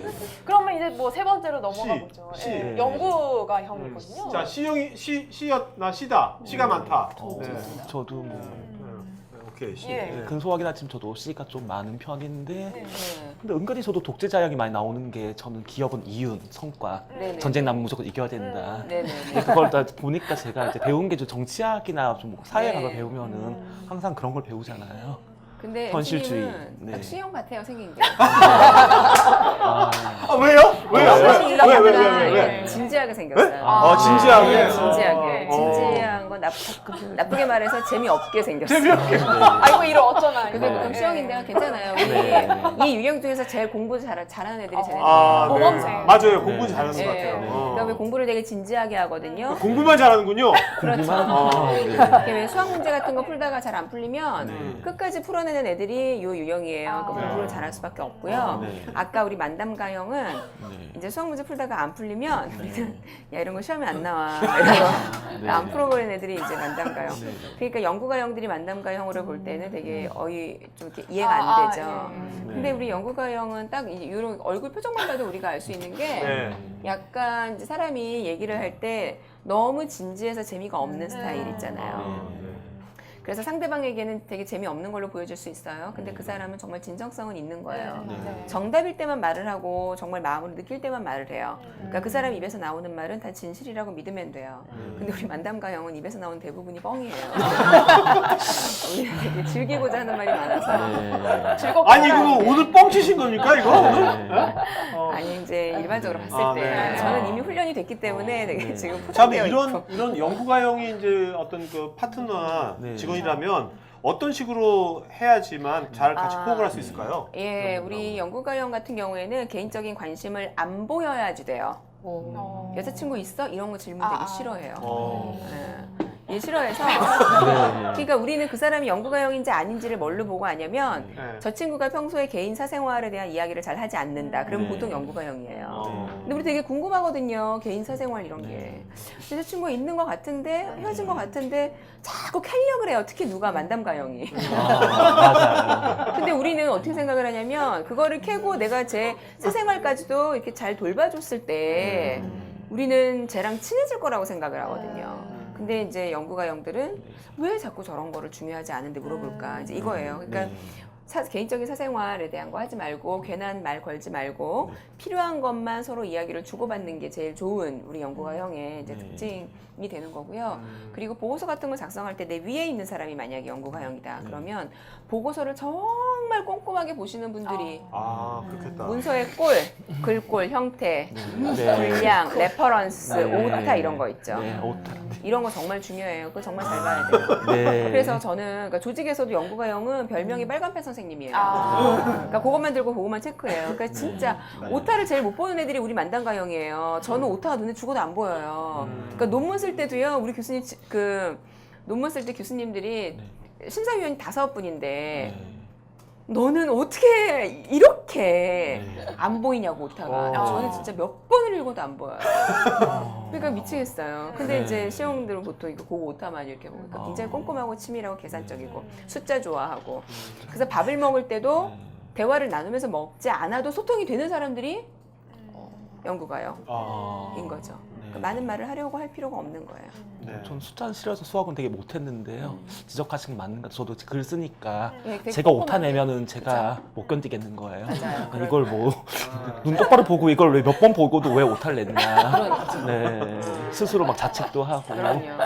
나이도 젊은데. 우리는 되게 즐거워요. 이렇게 강의안에도 오타가 있어. 어머 저거 지난번에도 네. 봤는데 또 못 고쳤네 이러면서. 그리고도 못 고치고 그리고도 못 고치고. 아까도 저기 제 프로필 소개하는데 한 글자 오타 내셨더라고요. 앞에 제 대학인데 아니 제 프로필에 글자를 아, 크게 해야 돼 그래요? 조그맣게 하셔가지고. 아, 네. 어머나 네. 그렇구나. 네. 또 보니까 또 네. 그렇게. 오타는 꼭 고치도록 하죠. 네. 네, 마지막 그 수도자형이 있습니다. 저 처음에 이제 연구가랑 수도자랑 뭐가 다를까 좀 네. 개인적으로 궁금했는데 한번 보죠. 그 D. 수도자형. 예. 나 D다. 아, D형 있으세요? 예. 한번? 계십니다. 아. 예. 이 수도자형은 어떤 사람인가요? 연구가랑 수도자랑은 다른 게 일단 공통점은 둘 다 말이 별로 없고요. 근데 연구가형은 자기가 하고 싶은 말은 해요. 자기의 주장은 굉장히 또렷하게 이야기를 하는 게 연구가형이고요. 수도자형은 묻혀서 그냥 왜 대세에 따르는 사람들. 너 밥 뭐 먹을래? 그러면 그냥 정해주세요. 다 잘 먹어요. 네. 이런 사람들이 수도자형이에요. 그러니까 조직에서 보면은 왜 있는 둥 없는 둥. 그다음에 엄마 아빠가 자녀를 키울 때도 우리 애는 정말 속 한 번도 안 썩이고 자랐어. 이런 분들이 수도자형이에요. 근데 수도자형은 함정이 있어요. 말을 하지 않는다고 그 사람이 속에 생각이 없는 건 아니에요. 어떤 생각을 어떻게 하고 있을지 몰라요. 이게 함정이에요. 그러니까 퇴사를 할 때도요. 다른 유형은 퇴사하는 징조가 보여요. 쟤 지금 적응을 잘 못하는구나. 근데 수도자형은 안 보여요. 오늘까지 굉장히 잘 있다가 주말 사이에 짐 싹 정리해가지고 잠수 타고 이래요. 아이고. 그러니까 수도자형이 우리가 평소에 소통을 하면서 굉장히 주의를 많이 기울이고 조금 이렇게 돌봐줘야 되는 대상. 근데 내가 그 친구한테 정성을 다했다. 그러면 걔는 저의 베스트 프렌드가 돼요. 저를 엄청 도와주는 그런 친구가 되는 거죠. 네. 자, 그러면 약간 다른 얘기지만 이 형들마다 어떤 직업이 잘 약간 우문일 수도 있지만 어떤 직업이 잘 어울리고 형들마다 어떤 형이 같이 뭐 연애를 한다든지 살아날 때 잘 어울린다고 보십니까? 그러니까 참 이상하네요. 자꾸 피디님이 그런 질문을 저도 마음에 안 드시네. 독재자회가 맞는가요? 그러니까 많은 사람들이 그렇게 물어요. 네. 많은 사람들이. 근데 이거는 우리 잘 보세요. 이게 유형이 아까도 이렇게 보셨지만 만약에 제가 좀 단순해요, 제가 좀. 아니 그게 386 세대의 특징이에요. 그러니까 어릴 때 창의력 교육을 받지 못해서 이렇게 정답만 찾고요. 이렇게 되거든요. 그러니까 제가 이 교육을 하면 임원분들이 뭐라 그러시는지 아세요? 네. 임원분들이 내가 A형인데 그럼 나 누굴 뽑아야 돼 이러세요. 그거 아니거든요. 근데 제가 샘플로 하나 말씀드릴게요. 네네. 대학에 교양 수업을 제가 가면 왜 교양은 모르는 애들이 모여 있잖아요. 그 모르는 애들끼리 모둠이 만들어져요. 네. 주제를 하나 주고 니네 이걸로 발표 한번 해봐. 제가 줍니다. 아무도 시키지 않았는데 조장하는 애들이 있어요. 그게 독재자형이에요. 네. 자, 우리 시작 한번 해볼까요? 거기 자료 좀 찾아주시고요. 거기서 파워포인트 만들어주세요. 유인물 복사 부탁드려요. 발표는 제가 할게요. 이게 독재자형이에요. 필요하죠? 그런 사람. 네. 그러면 그때 우리 만담가 형 우리는 뭐라 그래요? 어머, 시키는 대로 할게요. 우린 아무 생각 없어요. 내가 그냥 수업을 내가 대학생인 게 너무 해피해요. 그러셨구나. 네. 그래서 우리는 시키는 대로 그냥 하잖아요. 우린 발표만 안 하면 돼요, 우리는. 네. 그럼 연구가 형이 뭐라 그러냐면 그쪽에서 찾으신 그 자료는 별로 적합하지 않아요. 지적을 해줘요. 네. 그래야 우리 발표가 잘 되겠죠? 네. 수도자형이 뭐라 그래요? 저기 유인물 주세요. 제가 애들 유인물 나눠줄게요. 이걸 한다고요. 그러면 우리 어때요? 조직에는 A, B, C, D가 다 있었을 때 굉장히 조화롭게 돌아가게 되어 있어요. 그래서 우리가 모든 발표를 할 때도 보면은 이쪽 모둠이 있고 이쪽 모둠이 있어요. 여기 애들이 너무 시끄럽게 토의를 하는 거예요. 그러니까 이쪽 애들이 그래요. 야, 쟤네 정말 열심히 한다? 근데 얘네는 열심히 하는 게 아니라 여기에 다 만담가 형만 모여서 그런 거예요. 그러니까 진행이 안 돼요. 그러니까 같은 애들끼리 있으면 그렇게 되는 거예요. 그러니까 사실은 조직 안에서는 모든 유형이 다 같이 있어야 되는 거거든요. 다양성이 다양성이. 있어요. 그럼요. 네. 그런 맥락에서 예를 들어서 사람들이 그래요. 예를 들어 저를 보고 무슨 형이냐 그래요. 전 만담가 형이에요. 만담가 형이기 때문에 이 직업이 저한테 맞는 건 여러 가지 요소 중에 강사라는 직업은 굉장히 다양한 사람을 만나요.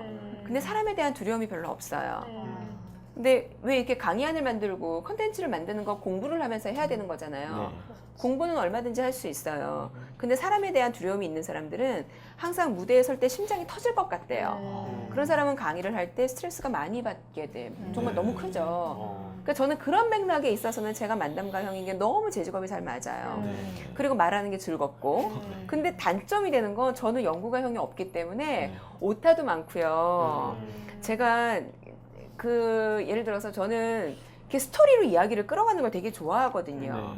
근데 연구가형만 많은 조직에 가면 제 강의안을 보고 번호 없다고 뭐라고 해요. 그 사람들은 학습의 목표 딱 있어야 되고요. 서론이 있어야 되고요. 이게 있어야 되는데 그게 없다는 거예요. 그러니까 그런 맥락에서는 제가 또 연구가형이 부족하기 때문에 또 안 되는 거예요. 그러면은 강사는 교육하는 사람이니까 연구가형이어야 할까? 근데 또 그 사람들은 또 사람에 대한 불안감이 있는 거죠. 그러니까 하나의 직업이 꼭 뭐에 해당된다. 이게 참 어려운 네. 말 그대로 우문인 거예요. 네. 근데 좀 도움이 되는 건 있겠죠. 예를 들어 교사, 만담가형이 좀 잘 맞겠죠. 그 또한 사람을 많이 하니까. 영업사원, 네. 마찬가지 만담가형. 근데 영업사원도 숫자를 봐야 되잖아요. 그분들이. 그렇죠. 근데 또 숫자를 보는 능력이 떨어져. 그럼 또 부족함이 보이는 거예요.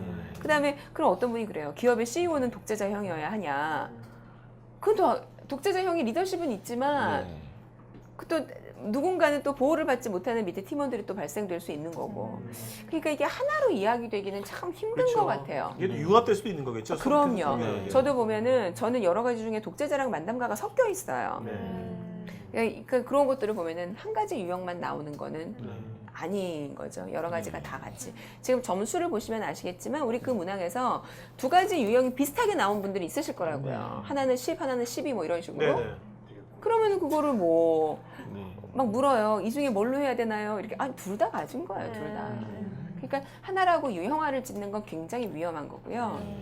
근데 그건 있어요. 내가 더 편하게 생각하는 어떠한 유형은 분명히 있을 수 있어요.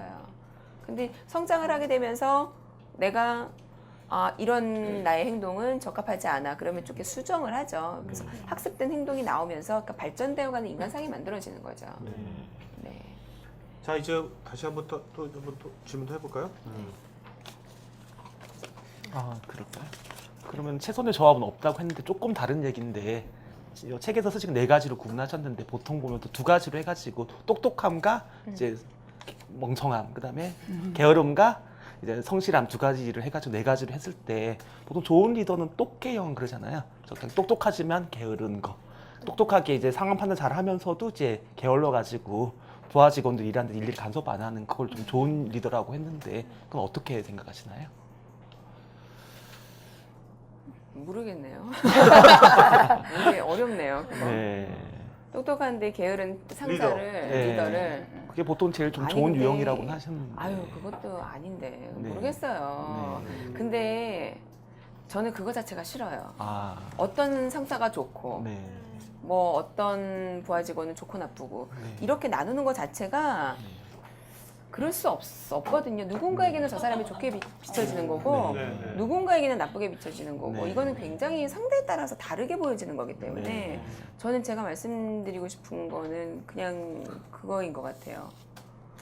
그냥 어떤 사람이나 나랑 다르기 때문에 그 사람이 가지고 있는 그 모습을 인정하는 거고 그 다음에 또 하나 우리가 그런 얘기해요. 옛날에 제가 강용석의 고소한 19에 출연을 한 적이 있는데 그때 강용석 씨가 물어요 저한테. 네. 어떤 상사를 제일 싫어하니에요 사람들이. 그 또한 486 세대의 다운 그것도 사람마다 달라요. 네. 나는 이런 사람이 싫은 거고 나는 저런 사람이 싫은 거예요. 어제 386 너무 싫어하시는 것 같아요. 네, 그렇지 않은데 저는 이제 그런 사람 386 세대가 이제 우리랑 가장 호흡을 많이 했기 때문에 잘 아는 거죠 제가 그냥. 근데 그러니까 어떤 상사를 제일 싫어하냐. 그때 제가 대답을 뭐라 그랬냐면 기준이 없는 상사예요. 그게 뭐냐면 우리 상사가 내 팀장이 이 중에서 제가 이제 만약에 4가지 유형을 말씀드렸는데 그 중에 한 가지 유형만 보이면 그나마 편하네요. 예측 가능하니까. 네, 그렇죠. 매일같이 독재자형이에요. 그럼 괜찮아요. 그러면은 오늘 욱한 것 감당할 수 있고 내일 또 욱해도 괜찮아. 원래 저런 인간이니까 그럴 때는. 그러니까 그건 거죠. 그러니까 저 사람이 그냥 한 가지 유형으로만 쭉 가는 사람이어서 한 가지 기준로만 쭉 가서 변화 없이. 그러면 우리는 편안하게 느낄 수 있어요. 나는 만담가형이지만 내가 불편해하는 사람은 연구가형이에요. 그런데 그 사람이 일관된 모습을 보여주면 또 나는 편안하게 맞출 수 있어요. 그러니까 그렇게 봐야 된다고 저는 생각을 해요. 그러니까 똑개도 저 같으면 똑개가 싫을 것 같아요. 나를 빨리빨리 피드백 해주는 사람이 좋아요. 그래야 빨리 나도 일이 빨리빨리 되거든요. 그런 거지 왜 자꾸 일을 늘어뜨리지? 저 같으면 또 그럴 것 같아요. 그러니까 그건 사람마다 서로 느끼는 게 다를 것 같은 생각이 들어요. 다양성을 존중해야 된다는 거죠. 네네 맞아요. 네. 굉장히 표정이 재미없네요. 아, 아니 이게 네. 시험에 네. 오늘 저희가 일부러 MC들을요 네. 다양한 해주셨어요? 유형들을 한 거예요. 다양한 일부러. 아. 만담가만 하면 또 그럴 것 같아가지고 네네네. 다양한 와, 형들을 정말 했어요. 재밌네요. 이건 보니까 저는 굉장히 성격 급하시죠? 저요? 네. 성격 저 많이 급해서 제가 네. 독재자형도 네. 많이 나와요. 그렇군요. 아까 말씀하신 중에 같이 강의를 시작한 친구들 중에 올리원 남아계 있었다고 했잖아요.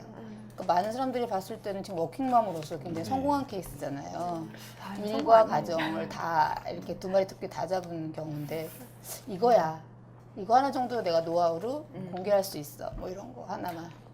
노하우 많이 요즘 정말 제일 많이 받는 질문이 그거예요. 아, 그래요? 너무 부러움의 대상일 것 같아. 왜냐면 그게 다 고민들이니까 사실. 그러니까요. 네. 네, 요즘에 여성들의 고민이어서. 고민이니까. 네. 그런데 저는 뭐라고 얘기하냐면 다 잘할 수 없다고 얘기해줘요. 다 잘하려고 할 필요 없어요. 그러니까 이제 근데 더 자기가 잘할 수 있는 부분, 자기가 더 즐겁게 할 수 있는 부분, 또 내가 이제 더 기여를 많이 할 수 있는 부분에 사실은 더 많이 투자가 되는 부분. 그러니까 빈틈이 많죠. 사실은 저도요. 그래서 일단은 이제 주변에 도움을 구하는 거고요. 왜 내가 다 잘할 수 없으니까. 워킹맘 중에서 사람들한테 왜 싫은 소리 듣기 싫어서 자기가 다 하는 사람이 있어요. 독하게. 그럴 필요 없어요. 내가 부족하다라는 걸 주변에 알려야 되거든요, 사실은. 그러니까 뭐 누군가의 도움, 그걸 뭐 남편의 도움이면 최선이고요. 남편이 바쁘면 남편의 도움 받을 수 없어요. 그러면 부모님이 되면 정말 좋은 거고, 부모님이 멀리 계시면 또 할 수 없어요. 그러면 주변에 누군가라도 뭐 내가 이 직업을 하려면 예를 들어 이렇게 얘기하는 사람이 있어요. 월급을 받는데 애 봐주는 이모한테 다 줘버리면 나는 남는 게 없다. 오히려 내 돈 더 쓴다. 그래도 그 직업이 좋으면 그 돈이 안 아깝게 느껴져요. 그래서 그거는 사실은 제일 첫 번째는 제가 어느 기업에 여성 리더십 하는 간담회를 간 적이 있는데 그 대리였어요. 여자 대리. 저한테 질문하더라고요. 지금까지 일할 수 있는 동력이 뭐냐고 물어요. 저한테. 질문하면서 본인이 대답해요. 열정이죠. 그래서 제가 그렇다고 얘기해서 어머 나 그 얘기 하려고 그랬는데 지금 제일 중요한 건 본인의 마음이에요. 저는 많은 사람들이 아기의 탓을 하고 집안 살림에 대한 육아 이런 탓을 하기도 하지만 사실은 오프 더 레코드로 뒤에서 우리끼리 얘기하잖아요. 일하기 싫은 경우도 많아요. 사실은 아침에 너무 힘들고 일해봤자 사실은 집에서 그다지 좋은 소리 못 듣고 뭐 만약에 나도 그냥 남편이 벌어주는 돈으로 그냥 편하게 살을 이렇게 얘기하는 친구들도요. 저 누구나 다라고 얘기하진 않고요. 실제 오프 더 레코드로 우리 친구들끼리 얘기하면 아, 나 이제 그만 나가고 싶어. 나 진짜 이제는 그래서 그만두는 경우도 솔직히 많아요. 그게 꼭 어떤 애나 육아 때문이 아니라. 그러니까 사실은 제일 첫 번째 자기 마음 속에 그 열정이 그거가 첫 번째고요. 다 잘하려고 하지 말고 주변에 도움을 받자라는 거. 저는 집 되게 엉망이에요. 보면 청소 같은 거 어떻게 하냐고. 그 또한 바보 같은 질문. 청소 안 하고 사는 거예요. 자꾸 사람들이 애는 누가 키우고 청소는 누가 하고 밥도 밖에서 사 먹어요. 남편이 행복해 하십니까? 너무 행복해하죠. 제가 원래는 오늘 10시 기차로 부산을 내려갈 예정이었어요. 근데 지금 시간이 안 돼서 내일 새벽 5시 반으로 해놨는데 남편이 기뻐하죠. 아니 뭐 글쎄 그 어떤 맥락에서 기뻐하는지 모르겠지만 이해가 안 가서 제가 아니 왜 제가 기뻐할까 남편이? 얼마 전에 그 인터넷 조사를 본 적이 있어요. 부인이 없을 때 남편들의 마음. 원래 뭐 내 맘대로 할 수 있다라는 거예요. 뭐 물도 컵에 안 따르고 마실 수 있고 뭐 이런 여러 가지 얘기가 나오더라고. 이건 우리 남편 얘기가 아니라 인터넷 얘기인데 그리고 뭐 오락 밤새 할 수 있다. 뭐 이런 것도 그 안에 있었고 뭐 있던데 저희 남편은 성실한 사람이라 그러진 않는 걸로 알고 있는데 집에 제가 없으면 빨래도 다 해놓고 그래요. 그렇다고 가사를 절대 많이 도와주고 이런 건 아니고요. 하다 보니까 본인이 제가 잘 못하니까 답답해서 하는 것 같아요. 남편이 연구가형이군요, 연구가형. 맞아요. 맞아요. 그래서 얼마 전에 세탁기 망가져가지고 세탁기 하나 사는데 정말 고민 많이 하고 정말 완벽한 세탁기를 사더라고요. 그러니까 이런 것들이 그러니까 이제 남편이 많이 도와주는 부분이 사실은 저는 있고요. 그리고 남편도 이제 어느 순간 인정하는 거죠. 아, 쟤는 말린다고 안 나가래가 아니구나. 그리고 뭐 더 많은 일을 밖에서 할 수 있겠구나. 중간에 제가 일을 하다 말다 만약에 일했으면 야, 너 해봤자 안 돼. 이랬을지 모르는데 차라리 집에서 애 키워 이랬을지도 모르는데 안 그러니까. 네, 그러니까 알겠습니다. 그렇죠. 예. 저는 다시 책의 구체적인 내용으로 한번 돌아가 보려고 그러는데요. 그 좀 또 흥미로운 내용이 하나 있었어요. 그 신입사원을 채용할 때 회사에서 가장 원하는 인재. 사실 이거 취업준비생들이 굉장히 궁금해하는 부분인데 답이 또 의외의 대답이 나왔어요. 뭐였냐면 인간적으로 끌리는 사람. 그러니까 굉장히 너무 모호하기도 하고 좀 어떻게 보면 스펙을 쌓으려고 지금 혈안이 돼 있는 이 젊은 친구들한테 봤을 때 굉장히 허탈한 답변일 수도 있을 것 같습니다. 그래서 이게 일단은 그리고 또 한 가지는 그 이제 굉장히 또 흥미로운 대목이 아부가 그렇게 나쁜 건 아니다. 센스 있는 아부가 필요하다. 또 이런 말씀을 해주셨어요. 어차피 다 연계가 돼 있는 부분이긴 한데 이 내용에 대해서 한번 저자님의 좀 의견을 듣고 싶습니다. 그게 이제 뭐냐면 스펙 있는 아이들을 뽑아봤더니 그 스펙만큼 일을 잘 하지 못한다라는 게 다 보여졌잖아요. 네. 토익 만점이 영어 잘하는 거 아닌 거 아시죠? 네. 시험 보는 기술이고 능력이에요. 그렇기 때문에 그러니까 그 맥락에서 제가 말씀을 드린 거죠. 네. 그렇다고 해서 공부를 열심히 하지 말라는 건 아니에요. 네. 학생이 공부를 열심히 하는 거는 그 순간의 성실성을 보여주는 거기 때문에 사실 그건 기본인데 기본만 하면 된다는 거죠. 근데 요즘은 왜 스펙을 위한 활동을 너무 인위적으로 많이 만들잖아요. 그러니까 제가 정말 놀란 게 모 대학에 강의를 갔는데 방학 때 뭐 해? 하고 물어봤어요, 학생한테. 그랬더니 호주를 간대요. 전 너무 부러운 거예요. 우리 대학 때는 그렇게 외국 못 나갔거든요. 야, 정말 좋겠다, 야. 그냥 호주를 그냥 샅샅이 훑어보고 와. 제가 그랬더니 걔가 하는 말이 이것도 스펙 쌓으러 가요. 이러는 거예요. 그러니까 이런 게 목적이 되니까 그걸 기업에서 이제 알게 된 거예요. 그러니까 이거는 돈 낭비고 시간 낭비고 스펙 때문에 휴학을 하고 이거는 있을 수 없는 일이다. 어차피 모든 일은 조직이 들어서 다시 배우는 건데 그러려면 내가 일을 가르쳐 줄 때 가르쳐 주고 싶은 아이를 뽑자예요. 근데 그런 아이가 사실은 인간적으로 끌림 그 안에 들어가는 건 뭘까요? 뭐 그냥 이 아이가 갖고 있는 열정이 될 수도 있고 기본적인 인성이 될 수도 있고 근데 그게 인사 담당자의 입장에서는 사람을 보는 순간 느껴진다는 거예요. 근데 우리도 왜 길거리 갈 때 모르는 길 물어볼 때 어떻게 해요? 그 사람 왜 그 관상 보고 물어보지 않아요? 저 양반 왠지 잘 안 알려줄 것 같아. 우리 이런 거 느끼잖아요. 그런 느낌인 거예요. 그러니까 일단 면접을 들어올 때는 한번 필터링을 거쳤어요, 사실은. 일단은 이력서라고 하는 걸 1차 서류 전형을 거쳤고 그 상태에서는 제로 베이스로 조금 인간적으로 난 더 끌리는 사람에게 점수를 더 준다는 거죠. 저 같은 이제 질문 연장선상에서 읽으면서 했던 게 시오노 나나미 쓴 책에 남자 품평을 해놓은 게 남자들에게라는 에세이가 있거든요. 거기 보면 성공한 남자가 첫 번째 조건 꼽은 게 밝은 균이 넘친다는 사람인 거예요. 그래서 여기 끌리는 사람과 저는 이제 비슷하게 해석을 했고 가장 좋은 남자는 스마트한 남자인데 근데 거기 좀 자세하게 하면 센스 있는 남자더라고요. 그래서 인텔리 남자는 주변에 많다는 거예요. 대학 교수든 뭐 의사든 변호사든. 근데 그 사람들의 공통된 특징이 이제 저처럼 이제 연구가형 많아서 그런지 재미가 없대요. 근데 이제 그런 이제 기본적인 인텔리전인 배경 가지면서도 이제 센스까지 갖춘 남자 최고의 남자다. 이제 스마트한 남자가 최고다. 밝은 균이 남자가 성공한다. 했는데 이제 선생님 책 보면서 이제 그걸 제가 많이 생각을 했었거든요. 네, 맞는 말씀이세요. 네. 근데 이런 분이 좀 재미가 없다고 하셨잖아요. 네네. 이런 분이 뭔가 좀 재미가 있어지려면 어떻게 해야 될까요? 어떤 노력을 해야 될까요? 이분이 그런 거에 대한 욕구가 꽤 있는 것 같은데 어떻게? 그게 뭐냐면 일단은 얼굴 표정부터 달라져야 돼요. 네. 그죠? 이 여기 이 외모를 보세요. 2대8 가름만 집에 왜 굉장히 연령이 지금 젊을 텐데 이런 386이 할 법한 헤어스타일 이건 가능하지 않은 헤어스타일이에요. 그러니까 저는 뭐 이미지 메이킹 하는 사람은 아니지만 참 연구가형들은 본인의 모습대로 그렇게 제가 지금 어느 그 저기 의사 선생님을 코칭을 한 분 해드리고 계시는 해주고 있는데 그 선생님도 무슨 사진을 하나 찍어야 돼가지고 미용실에 가서 머리를 멋지게 하고 이렇게 사진을 찍으셨어요. 그날 저를 뵀는데 이마를 이렇게 올리셨는데 머리를 예쁘게 너무 미남인 거예요. 평소에 그렇게 미남인지 몰랐어요. 그래갖고 제가 교수님한테 교수님 평소엔 앞머리를 내리시죠? 이렇게 올리세요. 그랬더니 안 내려요 이러는 거예요.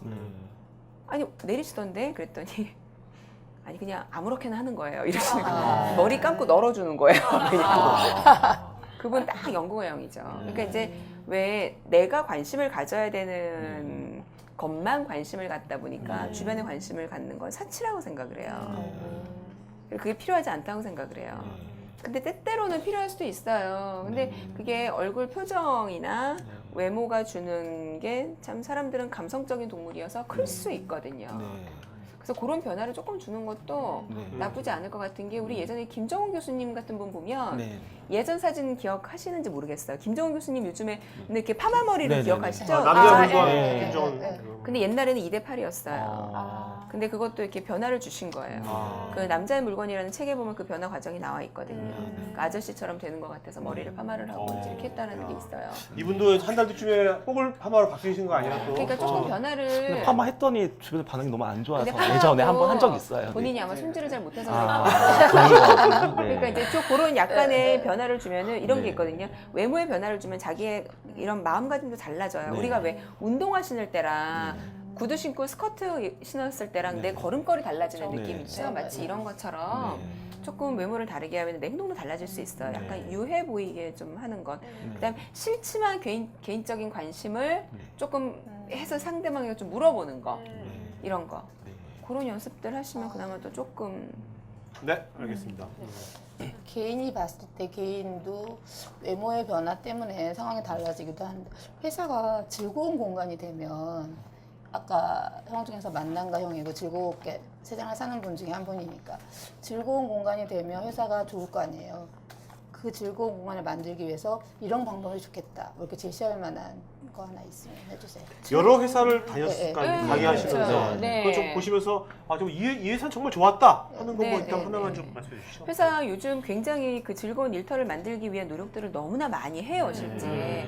뭐 예를 들어서 팀 단위로 뭐 가장 기본적으로 쉽게 팀제로 요즘에는 모든 게 운영이 많이 되다 네. 보니까 팀비를 이렇게 줘서 팀 안에서 자유롭게 뭐 자유롭게. 이벤트도 하고 네. 또는 뭐 멘토링을 맺어줘서 멘토와 멘티끼리 또 마찬가지 다 이제 비용이 지불이 되고 이렇게 주기적으로 만나서 어떤 만남을 갖고 외부에 있는 액티비티도 많이 하게끔 하고 또는 기업 차원의 연극 티켓 같은 걸 줘서 뭐 이런 문화생활을 할 수 있게 하기도 하고 뭐 많이 해요. 그런 일련의 노력들이 다 즐거운 일터 맥락에 들어가요. 사실은요. 예. 근데 그런 노력을 지금 보면은요. 모든 기업이 100%다 하는 것 같아요. 그러니까 이제 하나의 문화가 되어가고 있는 거죠. 즐거운 일터 안에서 뭐 창의력도 나오고 뭐 이런 이야기들이 있으니까. 그런데 이제 중요한 거는 간혹 팀장님들이 그런 걸 이제 부정하시는 분들이 있죠. 그 시간에 일해야지. 이런 분들이 가끔 있죠. 근데 좀 요즘에는 전사적으로 다 하려고 시도들을 많이 하고 굉장히 긍정적인 변화라고 생각하고 있어요. 근데 아직까지 이제 설문조사하면 직장인들이 뭔가 직장에서의 어떤 행복도라든지 그런 거 되게 떨어지잖아요, 떨어져요. 아직까지. 네, 네. 네. 그런 이유는 뭘까요? 지금 그렇게 뭐 바뀌고 있는데 지금 그렇게 되는. 근데 바뀌고 있어도 네. 우리가 보통 조직의 어떤 문화가 바뀐다는 게 쉽지 않거든요. 네, 그렇죠. 시간이 걸리는 거고 우리는 과도기에 있는 이제 막 거고. 시작된 거고 네. 지금 말씀하신 것이. 그리고 사실 한 10년 전, 제가 한 10여 년 전에 직장 생활을 할 때랑 지금 비교도 못할 만큼 지금은 너무 좋아졌거든요. 예전에는 뭐 더 심했죠, 사실은요. 네. 그러니까 지금 달라져가고 있는 그 과도기이기 때문에 태동기네요. 그런 거고, 네. 예. 또 신세대들은 윗세대보다 바라는 게 더 많은 거예요. 그래서 그럴 수도 있는 거고. 네. 그러니까 그런 게 되게 맞물려서 그런 행복도가 좀 떨어지는 것 같은데 나아질 거라고 생각해요. 네. 네. 예, 이 책에서 이제 주로 상사와 어떤 부하 직원 간의 관계를 좀 주로 다루는데 또 여기서 좀 더 들어가 보면 이제 남자와 여자라는 그 두 성이 있습니다. 그래서 사실 이제 저희가 많이 알고 있는 책 중에 그 금성인과 화성인으로 남녀 관계를 비교한 책이 있죠. 굉장히 유명한 책이 있죠. 그래서 어떻게 보면 그만큼 남성과 여성의 차이가 있다는 걸 말을 해주는데 사실 이 회사 내에서 남성과 여성 관계, 뭐 여성이 상사일 수도 있고 남성이 상사일 수도 있는데 이 둘 간의 커뮤니케이션이 굉장히 괴리가 느껴질 때가 많아요. 그래서 이런 부분에 있어서 어떻게 하면 이 접점을 찾을 수 있는지 좀 조언을 해줬으면 좋겠습니다. 그러니까 그 괴리가 만들어지는 가장 큰 이유는 뭐냐면 대한민국의 기업의 역사가 한 100년 가까이 됐다면 한 90년은 남자가 만든 거예요. 그래서 남자들이 직장 생활을 했죠. 그러니까 남자들한테 편안한 어떤 구조가 만들어진 거예요. 그 안에. 그렇다 보니까 여자들이 들어가니까 뭐 예를 들어 이런 게 있어요. 여자 팀장이 있어요. 여자 팀장님이 계시면 나이가 40대 이렇게 되셨겠죠. 밑에 남자 후배한테 저희가 물어봅니다. 저기 위에 여자 팀장님이신데 그분 어때요? 하고 물어보면 남자 팀원들이 하는 얘기가 그 양반 여자 아니에요. 이렇게 대답해요. 네. 그러니까 조직에서 살아남으려면은요 남자랑 똑같이 했어야 됐어요. 저보다 선배나 이렇게 제 또래 되면 남자랑 똑같이 술 마시고 남자랑 똑같이 다나까 써가면서 얘기하고 축구 룰 더 잘 알아야 되고 뭐 그래야 됐었거든요. 근데 잘 생각해 보세요. 그러려면 남자를 뽑지 왜 여자를 뽑을까요? 그죠? 여자를 뽑는 거는 다양성인데 여자가 갖고 있는 특성을 갖고 회사에 기여하라는 건데 그래서 여자들이 버티기 힘든 거예요. 남자들이 만들어 놓은 조직 안에서 이제 같이 있다 보니까. 그러니까 그 부분이 제일 힘든 거고 원래 우리 부부도 남녀잖아요. 근데 우리 평생 살아요. 불편하지. 불편함이 있지만 잘 조율해서 살아요. 그러니까 이런 조율을 사실은 조직 안에서도 해야 되는데 그러한 노력을 한 지 불과 한 10여 년밖에 안 됐다는 거예요. 그래서 불편함이 있는 거고 지금은 사실은 조직에 들어오는 여성들이나 남성들이 예전 우리 세대랑 다른 게 어릴 때부터 남녀가 섞인 환경에서 성장을 많이 했어요. 저희 때만 해도 저는 남녀 공학 고등학교를 나왔거든요. 근데 남자랑 여자가 건물이 달랐어요. 그렇죠. 그러니까 이러니까 남자들하고 교류할 기회가 없죠. 저희들은 남자에 대한 학습이 안 돼 있었죠. 근데 요즘 아이들은 섞여서 공부를 다 하니까 이미 남자 여자 다 서로 잘 알아요. 그러니까 이 친구들이 조직에 들어와서 이제 앞으로 5년 뒤, 10년 뒤가 되면 훨씬 더 부드러워질 거고, 제가 느끼는 건 위에 386 세대나 간혹 우리 X세대 남자가 여자 후배를 대할 때는 조금 배울 필요가 있죠. 그러니까 여자를 남자처럼 변화되려고 만드는 게 아니라 여성성을 존중하면서 그 아이가 발휘할 수 있는 걸 끌어주는 리더십을 조금 배울 필요가 있어요. 그다음에 이제 그 남성이 이제 여성 고객을 만났을 때 네. 어떤 식으로 어프로치하는 게 좋다고 생각하십니까? 이제 비즈니스에 있어서 아. 사실 우리가 요새는 값도 여성들이 꽤 있거든요. 많죠. 네. 특히 뭐 공무원 조직에 여성이 굉장히 많으니까 네, 우리 그런 교육 많이 해요. 네. 특히 건설 회사에 계시는 분들이 뭐 그런 구청이나 시청 가서 이런 업무 많이 보는데 대부분 여성들 많거든요. 그러면 하는 게 뭐냐면, 옛날에 남자들끼리 있을 때는 술 먹으면 다 돼요. 형님 이러면 다 끝나는데 이제 뭐 누나라고 부를 수도 없고 사실은 되게 힘든 거죠. 근데 여자는 딱 하나예요. 관계가 좋아지면은 일이 잘 풀려요. 그러니까 우리는 인간적으로 친해져야 돼요. 인간적으로 친해지려면 업무 이야기만 딱 해서는 안 되는 거죠. 개인적인 관심도 보여야 되고, 근데 그것도 잘 보여야 돼요. 잘못 보이면 또 성희롱으로 또 고소되니까 잘 보여야 되는데, 그냥 좀 왜 부드럽게 할 수 있는 라포를 형성할 수 있는 아이스 브레이킹을 할 수 있는 그런 대화법을 남자들은 조금 배울 필요가 있어요. 예를 들어 하나만 좀 가르쳐 주시죠. 그런 거 이제. 안부를 물어보는 거 예를 들어서 안부를 외모를 물어보는 칭찬하는 거 어때? 외모를 칭찬하는 거. 외모는 그거는 위험할 수 있어요. 그래요? 외모는 칭찬일지라도 성희롱에 해당된다. 그래서 저희가 하지 못하게끔 하고 있거든요. 그리고 듣는 사람에 따라서 무조건 사람들도 알아요. 외모에 대한 칭찬을 하면 의뢰하는 거겠거려니라던가 뭐 영혼이 이런 게 영혼이 없는 뭐 이런. 근데 그런 거 아니고 여성들도 보면 남성이 뭐 잘생기고 훈남이고 막 그런 사람이 어떤 말 하더라도 좋아하지만 남자가 좀 이렇게 좀 찌질해 보이 그러면 어떤 말 해도 싫어하는 거 아닙니까? 그건 어떻게 생각하세요? 그 맞는 말이네요. 네. 그래서 그 여성들하고 비즈니스를 할 때는 특히 미용업계 같은 데 있죠. 네네. 미용실 다니면서 이런 그 미용 관련된 것들 영업하시는 분들은 다 확실한 남자분들을 뽑는데요, 실제. 그러니까 그런 것들도 요인이 될 수가 있겠죠. 네. 그래서 우리 여성들하고 비즈니스를 하려면 외모 가꾸는 것도 되게 필요하고요. 그리고 여성적인 어떠한 말투 같은 것들 조금 배울 필요가 있어요. 그렇습니까? 그렇습니다가 아니라 요조체 좀 부드럽게 말해가면서 하는 방법들 좀 배우셔야죠. 네. 자 이제 Q&A 시간 갖도록 하겠습니다. 여러분들 자 이제 마이크 준비해 주시고요. 궁금한 거 있으면 편하게 말씀해 주세요. 자, 질문 뭐 궁금한 거 있어요? 뭐 본인 고민이든지 뭐 직장 내에서 어떤. 네.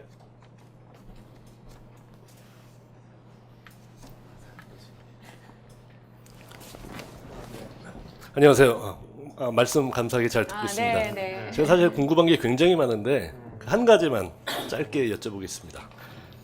사실 강사로서 한 14년 정도 네네. 하신 걸로 제가 알고 있는데요. 아마 제가 생각했을 때 어려움이 회사 조직 경험을 해보신 게 한 1년 정도 되시잖아요. 아니 중간에 컨설팅 펌에 계속 소속이 되어 그랬어요? 있으면서 했었어요. 그랬구나. 네네. 사실 그런 히스토리를 제가 먼저 여쭤보고 싶었는데 네. 그 일을 하신 히스토리를 잘 몰라가지고 네. 어떤 펌에 계신지 개인적으로 하신지도 사실은 궁금했는데 네. 그거 조금 이따가 뭐 시간 남으면 말씀해 네. 주시면 되고요. 그리고 그런 그 커리어에 대한 그런 직접 경험하지 않은 회사를 컨설팅을 해야 되는 네네. 그리고 본인이 팀장이셨는지 아닌지 제가 또 모르잖아요. 네네. 그러면서 팀장을 코치해야 되는 네네. 이러한 걸 어떻게 극복하셨는지 조금 궁금합니다. 제가 말씀드리고 싶은 일단 제 두 번째 질문 그 코치 부분에 있어서는요. 원래 코칭의 기법 중에 하나가요. 그 사람한테 스킬을 알려주지 않아요. 코칭의 기법은 그 사람이 갖고 있는 답을 그 사람한테서 뽑아내는 게 코칭이에요. 네, 잘할 수 있도록 배우는. 그러니까 코치라고 하는 거는 사실은 그 경험을 했다고 해서 좋은 코치를 해줄 수 있는 건 저희들은 아니라고 생각을 네. 하고요. 환경을 조성한. 그럼요. 이 사람이 잘할 수 있도록 만들어주는 거인 거죠, 코치는. 그리고 또 이제 조직에 대해서 이제 컨설팅을 할 때는 사실은 어려움이 있어요. 제가 대기업의 어떤 남들처럼 뭐 조직 생활을 뭐 10여 년, 20년 이렇게 한 게 아니기 때문에. 근데 또 저희의 장점은 뭐냐면 이런 생각도 해요. 가끔 어떤 분이 조직에서 인사팀, 교육팀에 한 20년 계신 분이 나와서 강의를 하시겠다고 저희한테 오시는 분들이 있어요. 근데 정말 재밌는 게 뭐냐면 그분은 저희한테 이렇게 얘기해요. 내가 조직 경험이 있어서 조직 얘기를 많이 해줄 수 있어. 네. 제가 해드릴 수 있는 말, 당신은 그 조직밖에 모르잖아요. 대한민국에 굉장히 많은 회사가 있는데 그 사람은 ABC 딱 한 군데만 가본 거예요. 저는 정말 대한민국에 있는 웬만한 회사는 다 가봤어요. 그러면 조직의 문화가 얼마나 다르고 이 안에서 어떻게 그런 것들이 이렇게 그런 어떤 그 뭐라 그러죠? 이렇게 돌아가는 어떤 그런 것들을 저희가 훨씬 제3자 입장에서 더 잘 볼 수 있는 면이 없잖아 있어요. 네. 그리고 또 조직을 컨설팅을 할 때는 머릿속에서 그냥 해내는 게 아니고요. 조직원들을 대상으로 해서 엄청난 인터뷰를 해요. 그러니까 그 사람들이 가지고 있는 것들을 뽑아내고요. 아, 소통을 하는군요, 그 사람들하고. 사전에? 사전에 그럼요. 교육하기 전에. 예. 그래서 뭐 직급별로 하고 필요하다면 뭐 위에 계신 분들, 그다음에 원하는 것들 뽑아내고 그리고 과거에 많은 또 다른 어떠한 그런 뭐 많은 연구 결과들이 있죠. 그런 것들을 접목을 시켜서 만들기 때문에 또 물론 어려움도 이제 있지만 해나갈 수 있는 방법 또한 이제 많이 있다고 저희들은 봅니다. 네, 네, 네. 저 궁금한 게 그런 네. 이제 그 문화를 바꾸는 거잖아요, 어떻게 보면요. 네, 네. 근데 그런 거 있어서 그 CEO의 그 회사의 CEO의 어떤 그런 뭐 영향이랄까 그 사람의 어떤 그 의지 그런 네. 게 정말 중요한 건지 아니면 그거 없이도 가능한 건지 아니요, 중요해요. CEO의 의지가요. CEO의 의지가 네. 가장 중요해요. 그분이 바꾸려고 하는 의지가 있었을 때 자기가 불편함을 느끼지 않으면 바꾸려고 안 하잖아요. 바꾸려고 하는 의지가 정말 강하게 있었을 때 그게 전사로 내려가게 되어 있어요. 그래서 CEO 메시지 우리 조직에서 보면은 일주일에 한 번씩 CEO 메시지 뭐 이렇게 좋은 이야기를 전사를 퍼뜨린다거나 가끔 저희가 뭐 일주일 교육을 들어가는데 앞단에 CEO가 오셔가지고 격려사를 해준다거나 이런 네. 거 되게 중요한 거거든요. 아. 그러니까 내가 이러한 의지를 가지고 있다 이거를 보여주는 거니까 네. 정말 중요하죠. 그러니까 어떻게 보면 이제 그 CEO의 의지가 없는 회사는 그 조직 문화 뭐 바꾸는 그런 거가 되게 쉽지가 않으니까 네, 쉽지 않아요. 이거 하기 전에 CEO의 의지를 잘 체크하셔야겠네요. 그럼요. 그래야 성과가 나오겠네요. 그래서 그래야지. 이거는 저희 CEO께서 지시하신 거고요. 그러니까 이럴 때는 제가 강의할 때 사실은 더 세게 얘기할 수 있죠. 네. 강하게. 네. 자, 또 다른 거 뭐. 네. 당신 없는 회사에 가고 싶다라는 제목이잖아요. 그래서 여기서 그 당신이 이제 선배 또는 뭐 CEO 어떤 이제 팀장 근데 이제 저도 아주 작은 회사이지만 그 역할을 하고 있는 것 같아요. 근데 이제 저희 팀원이 당신 없는 회사에 가고 싶다라는 생각을 많이 했을 것 같아요. 제가 좀 독재자형이기도 하고 또 연구가형이기도 하고 이래서 그래서 근데 이제 그런 부분에 대한 고민 속에서 좀 저는 이렇게 인격이 올라야지만 변화가 된다라는 이제 느낌 그런 생각을 했어요. 그러니까 왜냐하면 참아서도 안 되고 뭐 훈련으로 되어지는 거는 좀 한계가 있고 그래서 이제 그 인격의 변화 내지는 뭔가 근데 이제 그런 차원의 변화를 할 수 있는 것이 물론 이 책을 제가 이제 사서 읽어보겠지만 그래도 좀 팁을 주시면 그런 차원에서 말씀 좀 듣고 싶어요. 본인의 인격이 지금 어떠신데요? 그러니까 이 인격이라는 거는 어떤 그러니까 그 변화의 동력이죠. 그게 나의 인격이 이제 뭐 사람들마다 어떤 인격 수준은 다 다르고 네. 거기에서 이제 어떤 방향성을 가지고 변화하고 싶을 때 그 변화의 동력이 뭐가 있을까? 저희도 그런 얘기 되게 많이 해요. CEO 분들을 이렇게 보면 정말 리더십에서 가장 중요한 거는 그분의 인격이에요. 그러니까 리더십 능력이 아니고 그 아무리 뭐 세상에 리더십 이론이 너무나 많이 나와 있지만 많은 스킬들을 이야기해주고 그러는데 제일 중요한 게 인격이에요. 그래서 요즘에 자기들이 인격이 부족하니까 아마 인성이 좋은 친구들을 뽑나 봐요. 그래서 이런 얘기를 많이. 근데 이제 또 요즘은 또 시대가 많이 달라져서 우리 예전에는 대부분 CEO분들이 독재자형이셨잖아요. 근데 그거는 사회가 급변할 때는 그런 분들이 필요해요. 근데 그들이 인격이 없다고 이야기할 수는 없어요. 인격이 있는데 그게 감춰진 거죠. 빨리 변화하는 거에 있어서 자기가 막 발맞춰 나가야 되니까. 근데 이제 요즘의 인격이라고 하는 거는 이제는 시대도 달라졌기 때문에 조금 유한 어떤 부드러움이 사실은 보여져야 되거든요. 근데 그게 변화되는 동력은 뭐냐면 내 직원들이 다 나갈 때예요. 네, 사실은 그래요. 그 충격을 실제 내가 받게 되면, 그리고 누군가가 나의 뒷담화를 한다라는 거를 정말 내가 딱 듣게 되면 그건 정말 충격에서 벗어나지 못해요. 그러니까 그럴 때 동력이 되는 것 같더라고요. 네. 제가 아무리 대표님 정말 회사가 무슨 일이 있을 때 변화되면 늦은 거고요. 네. 지금이라도 빨리 하셔야 돼요. 이렇게 아무리 얘기해도요. 아. 당장 못 느껴요. 아. 그러니까 어떤 위험이 있을 때 느끼는 건 이미 늦은 거죠. 그러니까 그 이전에 직원들이 하나둘 나간다 아니면 지금 만약에 느끼신 거예요. 직원들도 아마 나 없는 회사에 오고 싶다고 느꼈을 것이다 라는 생각을 하는 순간 그게 동력이 되는 거예요. 아. 예. 저분들도 지금 느끼시니까 그럼요. 자연스러운 거네요 지금. 그럼요. 예. 네네네네. 자, 또 질문 없어요? 잠깐 생각하실 동안 그래 항상 그러는 게 아무리 좋은 상사라도 없는 상사보다 못하다고. 그 말도 맞아요. 네, 그런 얘기를 하더라고요. 그러니까 제일 좋은 네. 상사가 휴가 간 상사 네. 이렇게 얘기하죠. 그래서 없을 무자에 머리 두자 날리 짜서 무두일 그럼 상사가 없는 날 그렇죠. 뭐 그런 네. 거 쓰더라고요. 네. 그래요. 그런데 이제 그렇게 생각하면 안 되는 게요. 네. 상사가 있기 때문에 우리 회사가 있는 거예요. 네.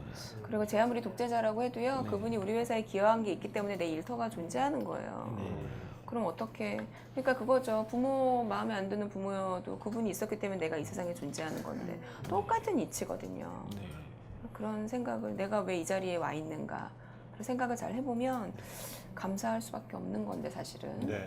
자꾸 그렇게 근데 그 요즘 뭐 아까 말씀 요즘 이제 21세기 들어가지고 이제 리더십이 한번 바뀐다 그러잖아요. 뭐 그래서 뭐 팔로우십을 만들고 막 그러는데 그러면 앞으로 어떤 그런 이제 카리스마 있는 리더가 아니라 네. 말씀하신 소통 잘하고 네. 뭐 그런 리더가 앞으로 시대는 정말 그것이 하나의 대세라고 보시는 겁니까? 산업의 아니, 변화에 따라서 그것이 그냥 하나의 아니 그건 또 아닌 것 같아요. 카리스마도 분명히 필요해요. 네. 왜 이렇게 휘어잡아야죠. 애들한테 이끌리면 안 되거든요. 또 네. 카리스마도 분명히 필요한데 이제 소통을 함께 하는 그러니까 한 가지만 꼭 그러니까 필요한 게 아니라 융합으로 네, 네. 모든 그런 것 융합을 같아요. 한다. 네. 네네. 자, 또 질문 없어요? 뭐, 네네, 마이크 좀 주세요. 네.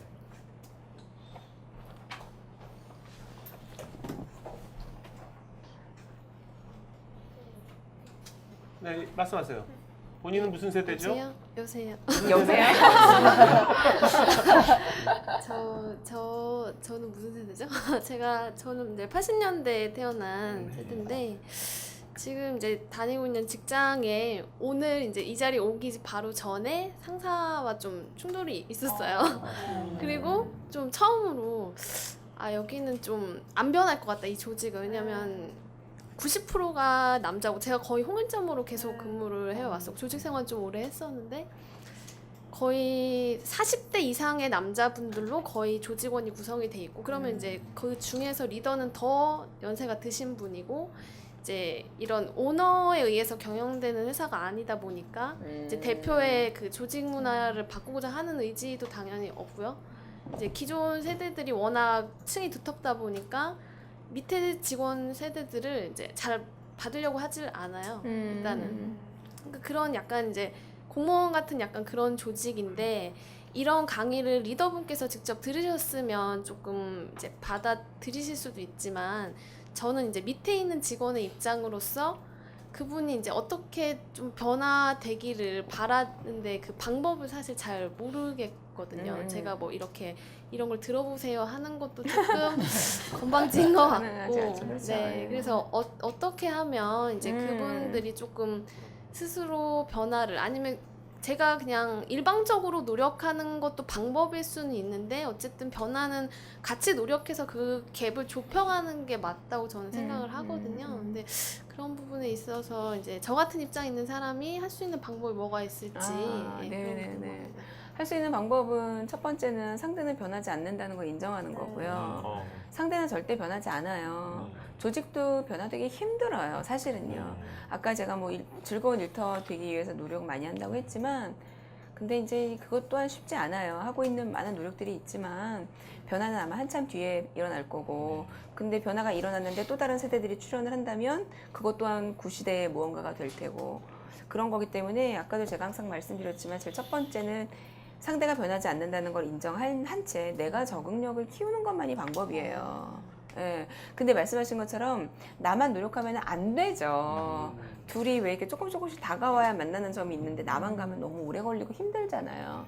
상대한테 얘기를 하는 거예요. 두 번째 방법은.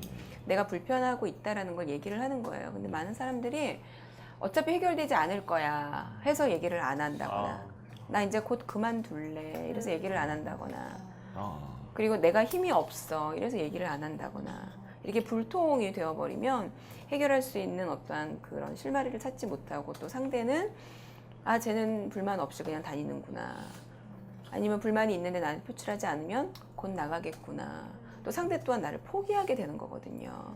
그래서 첫 번째 상대가 변하지 않는다는 걸 인정하는 거. 두 번째 살짝 나를 표현하는 거. 그거예요. 어떻게 표현합니까? 표현은 어떻게 표현해야 될까요? 뭐 그 사람이랑 불편함을 뭐 예를 들어 1대1로 만났을 때 아니면 그랬을 수도 식사를 있죠. 같이 아주 하면 분위기 좋을 때. 분위기 예. 좋을 때? 예를 들어 아까 팀장님이 아침 8시, 9시에 내가 보여준 보고서 보고 화냈어요. 근데 우리 그 양반이 어느 날 저한테 야, 밥 같이 먹을래? 이래요. 우리 밥 먹기 싫거든요, 그 인간하고. 아, 저 선약 있어요. 이러면 불통이에요. 밥 먹자고 할 때 이때가 기회다 그러고 따라가는 거예요. 얘기하는 거죠. 팀장님 사실은요, 그저께 저한테 버럭하실 때 제가 심장이 막 떨리고요. 여기까지만 얘기하는 거예요. 얘기 또 길어지면 싫어해요, 또 제가. 여기까지 얘기하고. 네. 그래서 아, 그랬어? 한 번 알게 되는 거예요. 그런 기회 있을 때 또 얘기하고. 우는 건 어떨까요? 우는 건 눈물을 글썽인다든지. 그것도요, 뭐 이제 그 굉장히 그 순간적으로는 될 수 있어요. 네. 그런데 그게 또 다르게 비춰지면 이제 여자면 만약에 그 상대가 여자면 네. 그래서 여자는 안 돼. 또 이렇게 될 수 있어요. 어디 조직에서 우냐. 어. 이야기를 한번 해보신 적은 있어요? 이야기를 이제 오늘 그렇게 직접적으로 충돌이 있었던 건 이제 오늘이 처음인데 그런 이제 이야기를 해서 이게 해결이 될 만한 거 같진 않아요. 근데 그러니까 그것도 편견 아닐까요? 그렇죠. 아니요. 그러니까 네. 그게 그러니까 유형이 조금 다른. 어떤 문제로 부딪히냐에 따라서 조금 다른데 이제 그런 서로 이렇게 내가 상처 줄 수 있는 말을 하는 거를 모르시는 경우도 있었어요. 네, 그런 네. 거는 아 다음번엔 한번 얘기를 해봐야 되겠다 이렇게 생각을 했는데 이제 그런 게 아니고 어떤 똑같은 사안을 놓고 이제 판단하는 방식이 다른 거예요. 나는 이제 이게 맞다고 생각을 하는데 그 상사분은 그거는 아니고 내 말이 맞다. 그렇게 이제 너무 딱 벽을 치고 다가오시는 거니까 그거는 이제 서로 판단의 문제인 거지. 누가 옳고 한 명이 옳으면 나머지는 틀려버리는 게 되니까 그건 참 바꾸기가 쉽지가 않을 것 같은데 그런데 왜 꼭 내 판단으로 가야 해요, 그러면? 그거는 근데 이제 굳이 얘기를 따지자면 네. 이제 규정상으로 봤을 때 그다음 본인이 옳아요? 그러니까 저뿐만이 아니고 네. 이제 다른 직원들도 다 그렇게 생각을 하는 부분이고 이제 좀 리더십이나 아량 같은 게 너무 이제 부족하다 보니까 그런 것까지 하나하나 이제 커트 받는 게 굉장히 직원들한테는 불만 사항인데 그거를 이제 모르시는 것 같진 않고 이미 알고는 계신 것 같은데 여태까지 안 바뀌었는데 제가 얘기한다고 바뀔까? 여태까지 안 그런 거죠. 바뀌었지만 얘기하면 바뀔 수는 있을 거예요. 근데 그 또한 시간이 오래 걸리고 지금 말씀하신 것처럼 저는 어떻게 느끼냐면 본인도 약간 독재자형 기질이 있는 거예요. 그러니까 나도 내 판단이 옳고 저 사람도 저 판단이 옳으니까 이거는 나는 저 사람하고 지금 의견을 화합할 의지가 없는 거예요. 그러니까 그 사람도 잘못했지만 나 또한 정상은 아닐 수도 있는 거거든요, 사실은. 그래서 나를 약간 내려놓고 그 사람이 만약에 꼭 그렇게 해야 된다 그러면 일단 따라가되 앞으로 그게 반복된다면 또 지금 말씀하신 것처럼 나만 그렇게 느끼는 게 아니라 다른 직원들도 그렇게 느낀다. 그럼 이거는 큰 문제거든요, 사실은. 많이 느낀다면. 그러면 얘기를 해야죠. 근데 오랫동안 이렇게 해왔는데 안 바뀔 것 같고 이제 이렇게 생각하는 가운데 불통이 있는 거예요, 이미 지금. 그러니까 인간적으로 친밀감을 갖게 한 다음에 이야기를 하던 아니면 힘을 모아서 여러 명이 이야기를 하던 어쨌든 내가 갖고 있는 생각에 대해서는 바뀌지 않더라도 얘기는 한번 해볼 필요는 있는 거예요. 아니면 회사를 옮기는 거죠. 네, 정말로 어떠한 판단이 저도 그런 적 있어요. 대표님하고요 가치관 부분에서 안 맞아요. 그래서 그건 정말 큰 문제예요, 저한테는. 일하는 방법의 문제가 아니라 가치관이 달라요. 가치관이 그 중요합니까 그렇게? 근데 이제 사람마다 다른데 어떤 거에 목적을 두느냐, 돈이냐? 물론 대표는 돈이겠죠. 나는 돈이 아니라 뭐다 뭐 이런 거는 그 판단의 기준이죠, 그것도 또한. 근데 그래서 저는 나왔어요. 그거는 여러 번 이야기를 했는데 안 되고, 그 다음에 바꿀 의지가 없었고 이제 그분은 그걸 제가 확인했고 상대가 안 바뀌는 거 제가 아니까. 그러면 그때는 옮길 수밖에 없어서 옮겼죠. 네, 알겠습니다. 자, 또 다른 질문 없으시면 여기까지 진행하는 걸로 하겠고요. 네, 저희 지금 그 북포럼 8월달 이제 8월 첫 번째 주는 저희가 휴가철이라서 쉽니다. 저희 여기 이제 스튜디오 운영하는 이제 직원들도 쉬어야 되기 때문에 첫 번째 쉬니까 8월 17일 오지 마세요 여기. 또 8월 13일 날은 한상기 소셜 미디어 특강에서요. 이때 소셜 미디어 관련돼 가지고 우리 대표는 전문가입니다. 그래서 그다음에 8월 20일 날에는 김무영 PD죠. 또 글쓰기 비행학교에서 글쓰기 관련된 책이고요. 8월 27일 날에는 몸이 먼저다. 한근대 선생님. 네. 그래서 각각 다양한 책들을 하고 있고요. 그다음에 북포럼 여러분들 좀 작게 나왔지만 지금 되게 많은 뭐 중소기업 연수원, 중구상공회, 대치도서관, 대전, 강남 그래서 다양한 좀 지역에서 북포럼이 열리고 있어요. 그러니까 하여튼 앞으로도 계속 확산될 거고요. 그러니까 여러분들도 관심 가져주면 좋겠습니다. 그다음에 지금 이제 저 밖에 보면 이게 더치커피가 권성진 쌤이 북포럼 회원인데 요거를 협찬해 주고 계십니다. 물론 이걸 살 수도 있어요. 더치커피 이거 좀 팔기도 하는데 없는지도 모르겠다 지금. 어쨌든 간에 근데 제가 좀 더치커피 마실 때 여러분들 잘 모르시는 분들 많은데요. 이거 왕창 따는 거 아니에요. 요거요. 그러니까 컵에 10분의 1만 따고 물 부으시면 되는 거거든요. 어떤 분이 확 따르시는데 그러지 말고요. 이게 더치커피 그렇게 마시는 거니까 좀 그렇게 같이 즐겁게 마셨으면 좋겠고요. 네. 또 이제 보넬땅 베이커리에서 좀 이따 나오겠지만 저자님 책이 된 제 케이크를 저희가 만들었습니다. 어머나, 네. 멋지다. 이따가 이제 같이 할 거고요. 네. 자면 오늘 수고하신 세 분 MC 분들께 박수 부탁드리겠습니다. 자, 여러분들도 그리고요 8월달 있으니까 여러분들 특히 MC 안 본 분들 요 담당 PD한테 메시지로 신청하세요. 이거 좀 해가지고 나 이거 좀 MC 좀 보고 싶다고. 여러분들 관심 있는 분야 있으면 보세요. 이 두 분 오늘 MC 처음 보는 거거든요. 이분도 오늘 두 번째밖에 안 돼요. 하잖아요. 하는데 그러니까 여러분들 자신감 갖고 MC 해보세요. 네. 자, 그다음에 오늘 수고하신 저자님 박수 부탁드리기 전에 마지막 한 말씀 해주시면 맛있게 하죠. 하면서 아니 오늘 비 오는데 오셔서 저 너무 감사드려요. 걱정 많이 했는데 어쨌든 책 우리 많이 사봐 주시고요. 네네. 예, 앞으로 기회가 되면 또 만나 뵙도록 하겠습니다. 고맙습니다. 네.